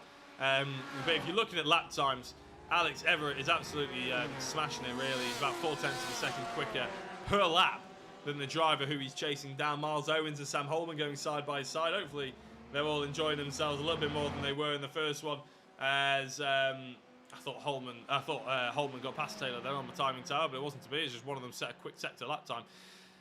So what's Alex got up his sleeve here? He's going to go in towards the second chicane. Civittson, we've seen him on the cold tyres. He missed the apex. Well, he's definitely not missed it there, but he has gone narrow out of it into the second one. He took too much speed into the first apex. Wasn't good enough through the second, and into the Lesmo goes Alex Everett, and into 5th place he goes as well. Gets the car stopped, gets the car turned, and gets the power down as well to match. A little bit of flash of the lights from Civittson. Not entirely sure what that's about, because I thought it looked pretty clean as Ian Crosby's had a crash. Please don't tell me it's coming out of the pit lane, Ian. Come on, don't crash out the pit lane. I was expecting... Oh, no, well, he's just pulled off. Not entirely sure what's gone on there. Edward Lack has had his lead absolutely cremated, and he's 3/10 of a second ahead of Matt Hodges now. Well, actually, there was a 3-second gap at one point for Edward Lack. Now, he did qualify, I believe, in 4th place, the last of the CXR drivers, so he might not be the fastest of these drivers, or is he just trying to give Matt Hodges the race lead? I feel like maybe there's a bit of team orders here. Hodges wants the most amount of race points here. He wants the championship points. I hate to see and hate to call it, but I think there's a bit of team orders there. You can understand why it happens. You know, maybe the driver is obviously in for the championship, which is exactly what Hodges is. He's leading the championship probably coming out of this race, even though Acton has sort of rescued a few points up to 4th. But if Holman is as racy as he was looking, he's dropped off a little bit now, but if he was as racy as he was looking, then they would probably want to try and cover off the attack. If he got past Taylor and then started making moves on Hodges, and then there was an incident, Hodges would lose all those championship points that he was working so hard to try and accumulate before he joined the CXR Black Car. Remember, I think Hodges and there was one other driver who actually I don't think is it. It's bad that I can't remember. But they were part of the Solar Sim Racing Brigade. They've been asked to join CXR, which is why they've brought a whole host of other drivers in with them as well. And as I said, I'm very pleased that they have them here. Miles Owens and Sam Holman. This is a fight that's almost reigniting. I don't think they really ever came to blows on track themselves. I think they were both had off somewhat by other cars around them. Aaron Taylor's gone through on Lack, so Lack has been demoted into 3rd of the CXR cars. Holman, though, I think he's cooked his tyres. Maybe he's just happy with 4th place. We'll see what the crack is, as they say.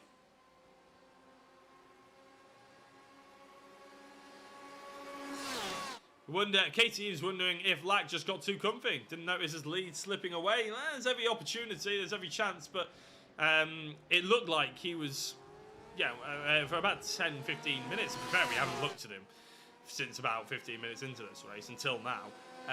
They had a 3-second gap, and realistically, unless his lead was leaking away by 0.2 of a second over the course of the last half an hour, I just seem to think that maybe he's made 1 or 2 mistakes. Maybe he's cooked his tyres. Maybe the fact that he was, obviously trying to push the car so much at the beginning.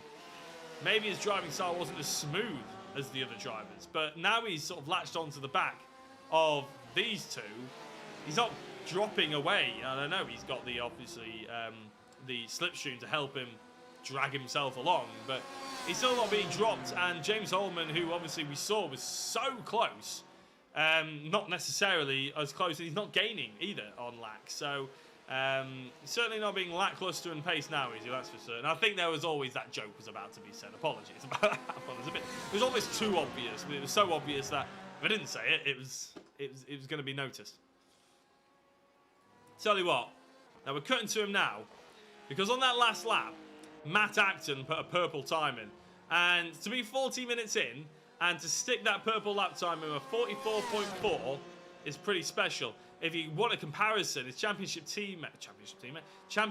competitor, Matt Hodges, couldn't manage. Just managed a 44.79. That is his fastest lap time. Aaron Taylor at 44.5, so a 10th off Acton. And if you're looking down and trying to find other driver, Edward Lack at 44.78. So 3/10 off for their fastest lap. So Acton is actually the fastest driver out there on circuit at the moment. The problem that he has is the fact that he is 5 to 6 seconds down behind George Bland, who is in the pit lane. George Bland is in the pit lane. Scrap what I just said. Acton moves up to 6th. Not entirely sure what George Bland has had to do to get into the pits. There's no mandatory pit stop in this league. Unless he just hasn't fueled to the end. 3 laps short, maybe. Not entirely sure, but George Bland goes down into 9th, 10th, 11th position and keeps on falling. The front 3 then have been caught somewhat by James Holman in 4th position. He's going to try his best to put the pressure on right at the end. And we saw him in the first race. He took, until about this time, to be honest, like 4 or 5 minutes from the end of the race, to actually start putting a massive amount of pressure. I think it was on Matt Acton, to be the best for the rest, with the CXR crew leading the way somewhat. But he's not... earlier on, I mean, 10 minutes ago, he started putting the pressure on these drivers. So maybe it's a change of thought process. Maybe he decided to try and step back, save a little bit of fuel, save a bit of tyres maybe, so we could really push forward and attack the top 3 now. You never know, it could have been a tactic. He did stay about 1.4 seconds back from these drivers for about 3 laps. Yeah, we'll see as he's trying to chase down the only Ford in the entire league and the only Ford in the CXR crew. I'm not entirely sure why he hasn't gone with Porsche like the rest of them, but all of a sudden, this is a 4-horse race for the lead. And if I forget afterwards on the stream, I'm just going to say a big thank you to everybody who's tuned in. Fantastic to have you down.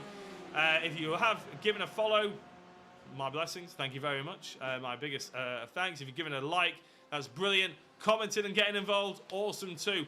It's going to be a cracking. I think we're about nearly halfway in this series. If you're wondering what the series is looking like, it's pretty much the same format all the way down until the final race at Le Mans. The final round is going to be a 2-hour endurance race where the drivers will team up. So if you're looking at CXR Black thinking, what the hell, they're strong, they're about to get stronger, trust me. Phil McDougal, I'm going to say that, Phil McDougal, thank you very much for the follow. And Braden Morris, thank you very much for the like as well. Awesome to have you guys along. Woo! Yeah, if you're wondering, then it is a 2-hour endurance race that we're finishing off at Le Mans. The drivers will have to team up, so they are very much encouraged to try and attack the GTE League from the off with drivers in the same team. The likes of Alex Everett, I'm sure, will probably be struggling to find, not struggling to find a teammate, because anybody with his pace will be, I'm sure, snapped up instantly. But obviously, if you've got a 4-car team like CXR, you're going to have a slight advantage potentially. Hodges is in the race lead, but Holman is making a real move now, isn't he? I reckon we're about 2 laps. We're in the penultimate lap now. Here comes James Holman on the likes of Edward Lack, on the outside of the first chicane. Nothing doing just yet, but you can see his intentions, and his intentions are to definitely get through. It's definitely the job of Lack and Taylor to try and hold off any attack from Hodges to try and score the maximum amount of points. But obviously these drivers want a CXR 1, 2, 3. That is the objective here, and it's Holman's objective to thrive through. Acton setting another purple lap time of 43.92. That is half a second quicker pretty much than anybody else in this race apart from himself, where he's just gained 4/10 on himself 2 laps ago. Amazing pace by Acton, and unfortunately for him, he's 19 seconds back from Sivertson. So it's not going to do anything apart from maybe if there's a fastest lap point, but I don't think there is in this series, so it's not going to help him too much. The clock's about to tick down with 5 seconds from the end, so this is actually going to be the final lap of the race. I just realised 45 minutes done and dusted. Only about 5 corners left if you count the Ascari chicane. There's about 4 corners, which to be argued, actually there's only 3 to be fair, so there's only 4 corners. Now there's only 1 left. And we've seen James Holman fly up the inside before. Eric Lack is lagging in and out of existence. What's going to be the case here? Holman gets a good drive off Ascari. He's on the outside, but he's got his nose ahead. Can he run the round? the outside of the Parabolica is going to be a really tight thing. If he does, they're rubbing side by side, door to door. Matt Hodges is going to take this race lead, but it's going to be Holman versus Taylor the way we're going to see it. Hodges takes the race lead. It's a photo finish. Taylor in second, Lack in third. Holman comes across the line, 0.005 of a second in fourth place. Lack just about holding off. My head has gone. I mean, I'm properly dizzy after that one. It's a fantastic end to the race. Matt Acton is coming across the line in 7th place. Phil Madoodle, Matt's flying with the fastest laps. He absolutely was. Billy Goatboy was celebrating Alex's good pace in 5th place as well. Oh my days, my head is actually spinning a little bit from the action that I've just seen. I'm going to watch that back, to be honest. Let's have a look. As we see this fight here, look how close they merge into each other. That's how close it is between Lack and Holman. And Holman, to be fair, I mean, fantastic race by him. I mean, you can't argue with him. He gave us some of the most exciting action in that last 15 minutes. Braden and Phil just emphasizing what a fantastic drive that was. And we're going to try and get an across the line photo finish here. Flash the lights on Matt. Apologies, Matt, that we didn't get you. Really focusing on across the line, but I don't think you can really argue that this was the finish to be looking at. Look at that, across the line. I'm just trying to... I can't quite get it. There. That is how close we're talking. Can we go for a different angle here? Trying to get a... Can't do the nose, left front suspension. That is how close we are, ladies and gents. This is from Edward Lack's perspective, and you can see there is a tiny bit in it. But that is pretty astounding, I think you'll agree.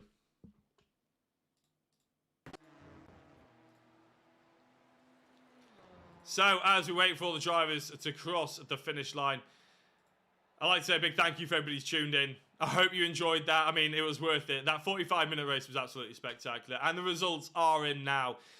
Confirmed, Matt Hodges won the race by 0.4 of a second, the good of his teammate Aaron Taylor. Edward Lack, now it says 0.007 of a second. On the timing screen across the line, it's 0.005. Either way, it was blooming close between Ed Lack and James Holman. Fair play. Round of applause to those two drivers.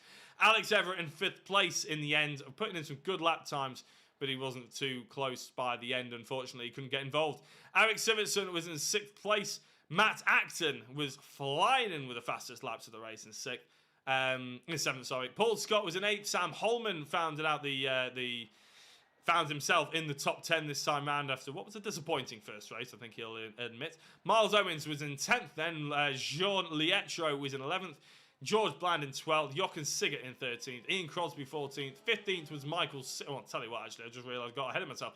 Ian Crosby was 7 laps down, Michael Seal 9 laps down, 10 laps down was Neil Andrews, Chris Knox 20 laps down, and Matt Emmons was 24 laps down. There is one of the drivers to give a custom to. There is Adam Gales on 26 laps down, unfortunately, as well. We may be able to have... in fact, we can have a chat to Alex Everett, so we're going to bring him in now in the interview waiting room. Alex Everett, 5th place in the end for you. Some good, strong pace, and you just weren't quite there to try and get involved with the top 4, but a good, strong result by you this round.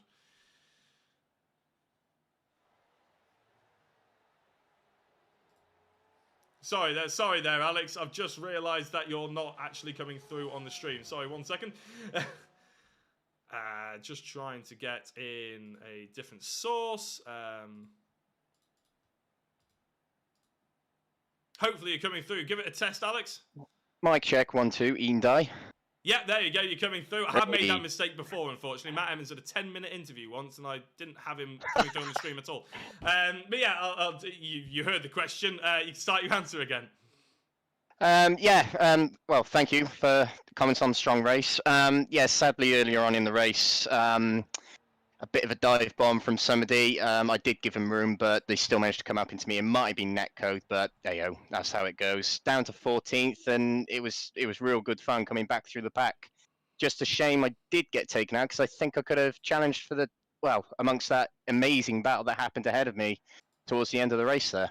At least you got a pretty good view of it. I mean, there's always that, isn't it, as well? But I mean, tell us about, because obviously you're involved in pretty much every sim, aren't you? Let's face it, but mainly rallying. Let's not get away from it. But you do obviously do the WTCR with NXTGEN as well. You broadcast the iRacing League Legends on a Wednesday. And then all of a sudden you're driving on a Friday. It's fantastic versatility. First of all, tell us about the how the rallying's going, because I think you run the biggest league in the country or something stupid.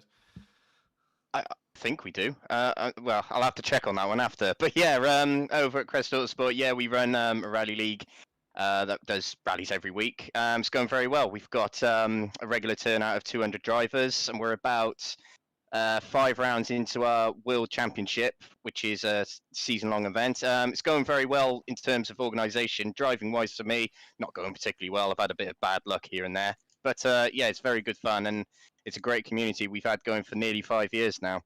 It's astounding, to be honest, and one that, as I said, I've sort of dipped in and out of watching a little bit here and there, obviously seeing you post the stuff on Facebook, and it's fascinating. A fantastic organisational feat by you guys as well. Talk about the, obviously, WTCR. You used to run the XTCR as well, but obviously now, are you racing on a Monday night with the NXTGEN crew at the moment? How's that going? Yeah, it's a very exciting league, actually, happening on Mondays. I mean, it's a shame neither of us can broadcast it, really, isn't it? But yeah, leading the championship at the moment. But it's very, very tricky. We got me, Ben Walker, Zariah Garunian. That is quite a popular name among your lips. Will Foyle as well, Lee Horn, obviously. It's a very, very tricky grid, but a very, very exciting season. There's about 6 of us constantly battling at the front for wins. It's very, very good at the moment over on Race Room on Mondays.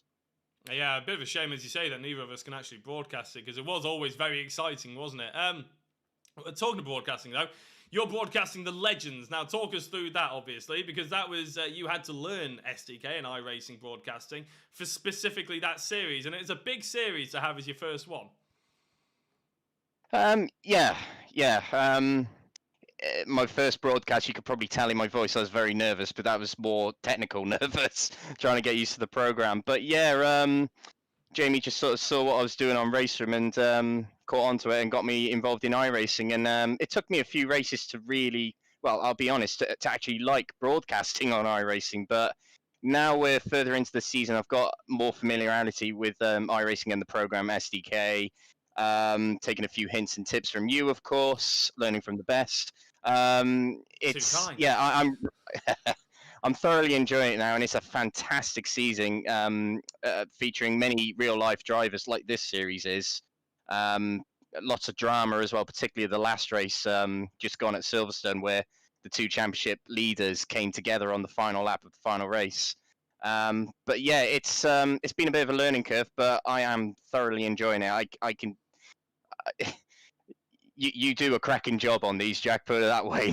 Let that be known to everyone. It's very, very hard to do, to broadcast and commentate these iRacing races. So credit to you, credit to me, credit to everyone who does that. I don't know whether it's my computer running a bit hot or whether I'm blushing now, Alex. Thank you very much for that. And lastly, what got you involved with the Friday? Because obviously you've only turned up for the last 2 weeks. What's flicked that switch, made you want to get involved with the GTEs? Very quickly before we move on to Matt, because he is in the interview waiting room and he did win the race, to be fair. Yeah, sure thing. We'll get him in quickly. Well, I've since coming back onto iRacing, I've thoroughly enjoyed driving the GTEs. This one I picked due to the spring 12 hours, and I just taken to them just taken to them. Couldn't find the analogy there.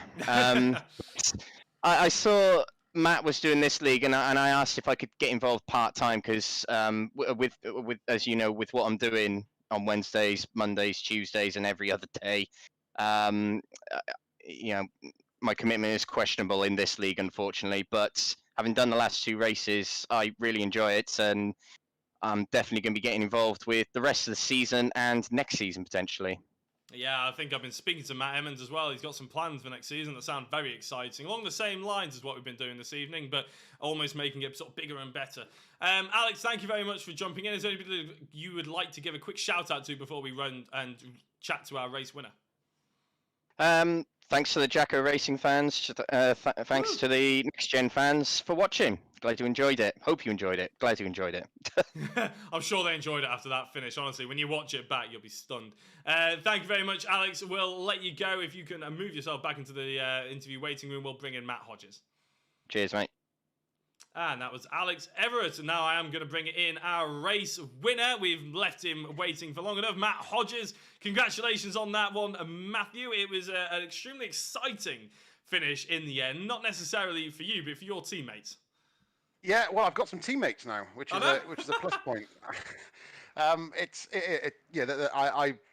was trying to keep my fastest that I could go within reason without binning it, because I was conscious of race 1 where I was running in a strong position, and the last lap, the last chicane, it's chicane 2, and I got a slow down on the first chicane, which just sent my concentration off the wall, and unfortunately I then caught the gravel on the exit of chicane number 2, and unfortunately that put me into the barrier, which dropped me 4 or 5 places, unfortunately. But it wasn't a catastrophic error, but it was a fairly big error on the last lap where I shouldn't have made it. So a bit gutted about that, but happy with the race 2 victory in the end, with a lot of help from my team as well.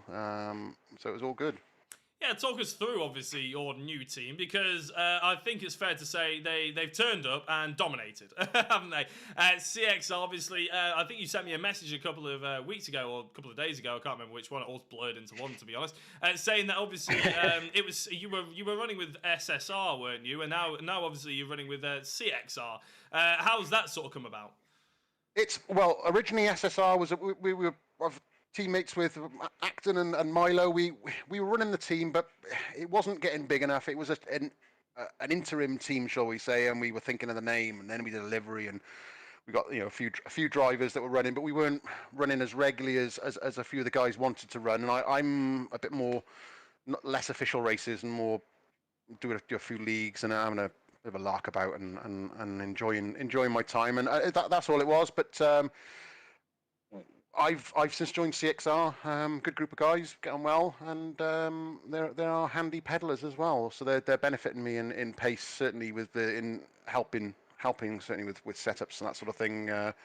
But ultimately, it's a good team to be around. And I thought, well, Matt mentioned he wanted to see more cars on the grid, so a few of the boys decided to take up the offer and join the league as well, to put some extra bodies on the grid, so to speak.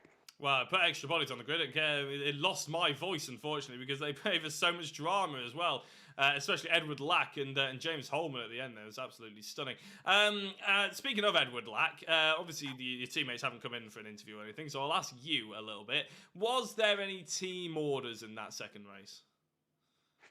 Well, not so much team orders. We had differing fuel loads, and there were different fuel saving strategies.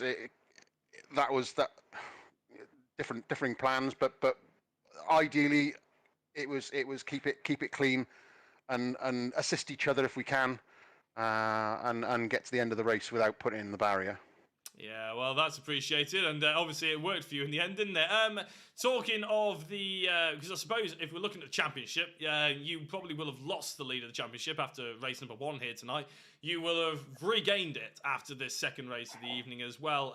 Does the team, the fact that you've just got more bodies on track, almost helping you out and running with you, and you know that if you're in the middle of the 3 CXRs or 4 CXRs, you're not going to be battled too hard. Does that just give you extra confidence going forward for the rest of the season? It does, and it's nice having teammates, and also part of it is the final race. I didn't have anyone to run with. That was my next question. I needed a mucker to get in the same car as me to run the final race. Otherwise, I was going to lose 50 points, or I was either going to run it solo or not run it. That was my option. But yeah, it's turned out okay, and I've got teammates that can assist me and join me in the endurance at the end. But up until then, it's a case of just put pedal to the metal and drive as fast as we can to do as best as we can. Yeah, I think Matt Acton will probably be putting in some phone calls to try and get some bodies backing him up, because obviously it's very tight between you two in the top of the championship, isn't it? I'm sure you're enjoying thoroughly as you go forward and look forward to the next couple of rounds. Yeah, it's good fun. I try and race as clean as I can with everyone I can every time. I don't try and get dirty or do dive bombs if I can avoid them. I had a couple of moves early in the series, but I just want to keep it clean, have good fun, and have good racing because we're all here to enjoy it at the end of the day. So that's the main thing. Absolutely epitomised the sort of message from Next Gen, I think, there, haven't you? Well, thank you very much, Matthew. Is anybody like to give a quick shout out to before we let you go and enjoy the taste of victory? Love to give a shout out to Alcantech, CXR Racing, and my teammates for assisting and being there to help me as well with setups and it's a team, and we all work together and it's good to be involved with a good group of guys that are all fairly handy on pace as well. So it's not a bad thing, shall we say? No, absolutely. Well, congratulations, Matt. We will let you get off. And as I said, enjoy the taste of victory, or maybe go to bed, which is probably what I'm going to do. But we'll probably speak to you to next week, or see how you get on as well. Thank you very much for coming into the interview. I'll put you on the spot now. What's the next race? It's a very, very good question. You have put me on the spot, and I never know until the day before, to be honest, when I plan the schedule. But I'm sure Matt Emmons will let us know in the comments after this race. Absolutely. I look forward to it anyway. It's been good chatting to you. Thanks, Jacko. Yeah, cheers, Matthew. We'll speak to you later. Take care. Thank you. Ta-da. And that was Matthew Hodges. And as he has just revealed, I don't necessarily know where we are going next week. To be honest, I very rarely do. I always try and avoid saying that right at the end of the stream because I've run so many series. I go to so many different places. Like, for instance, the Pure GT on a Wednesday night, they actually don't know themselves where they're going next week until the day after because they actually vote on it each week. But if you look at the thumbnail of this video, you will see actually that it's the calendar comes up as well. And actually, that just reminds me, I can actually find the calendar for me now. Let's just find out where that is. In fact, no, I won't be able to find that. Thank you very much for watching, and we will see. Oh, it's Spa, apparently. We're going to Spa. Thank you very much, Katie. You know more about this than I do. Thank you very much for watching. My name has been Jack Oliphant. You've been watching Jacko Racing. What a finish. What a finish of the second race. If there's any reason to keep watching this series, it's definitely for that. Make sure you give it a follow or a subscribe, hit the notification bell, or do whatever you want to do. Basically, I'm not in charge of you. But it has been a blast. We'll see you next time. Bye. Oh, Phil McDougall is the TXR team owner, by the way. There we go. Now we know who Phil is. Thank you very much, Phil. We'll have to get you in for a chat as well at some point, maybe between the races next time out at Spa, because now we know it's Spa.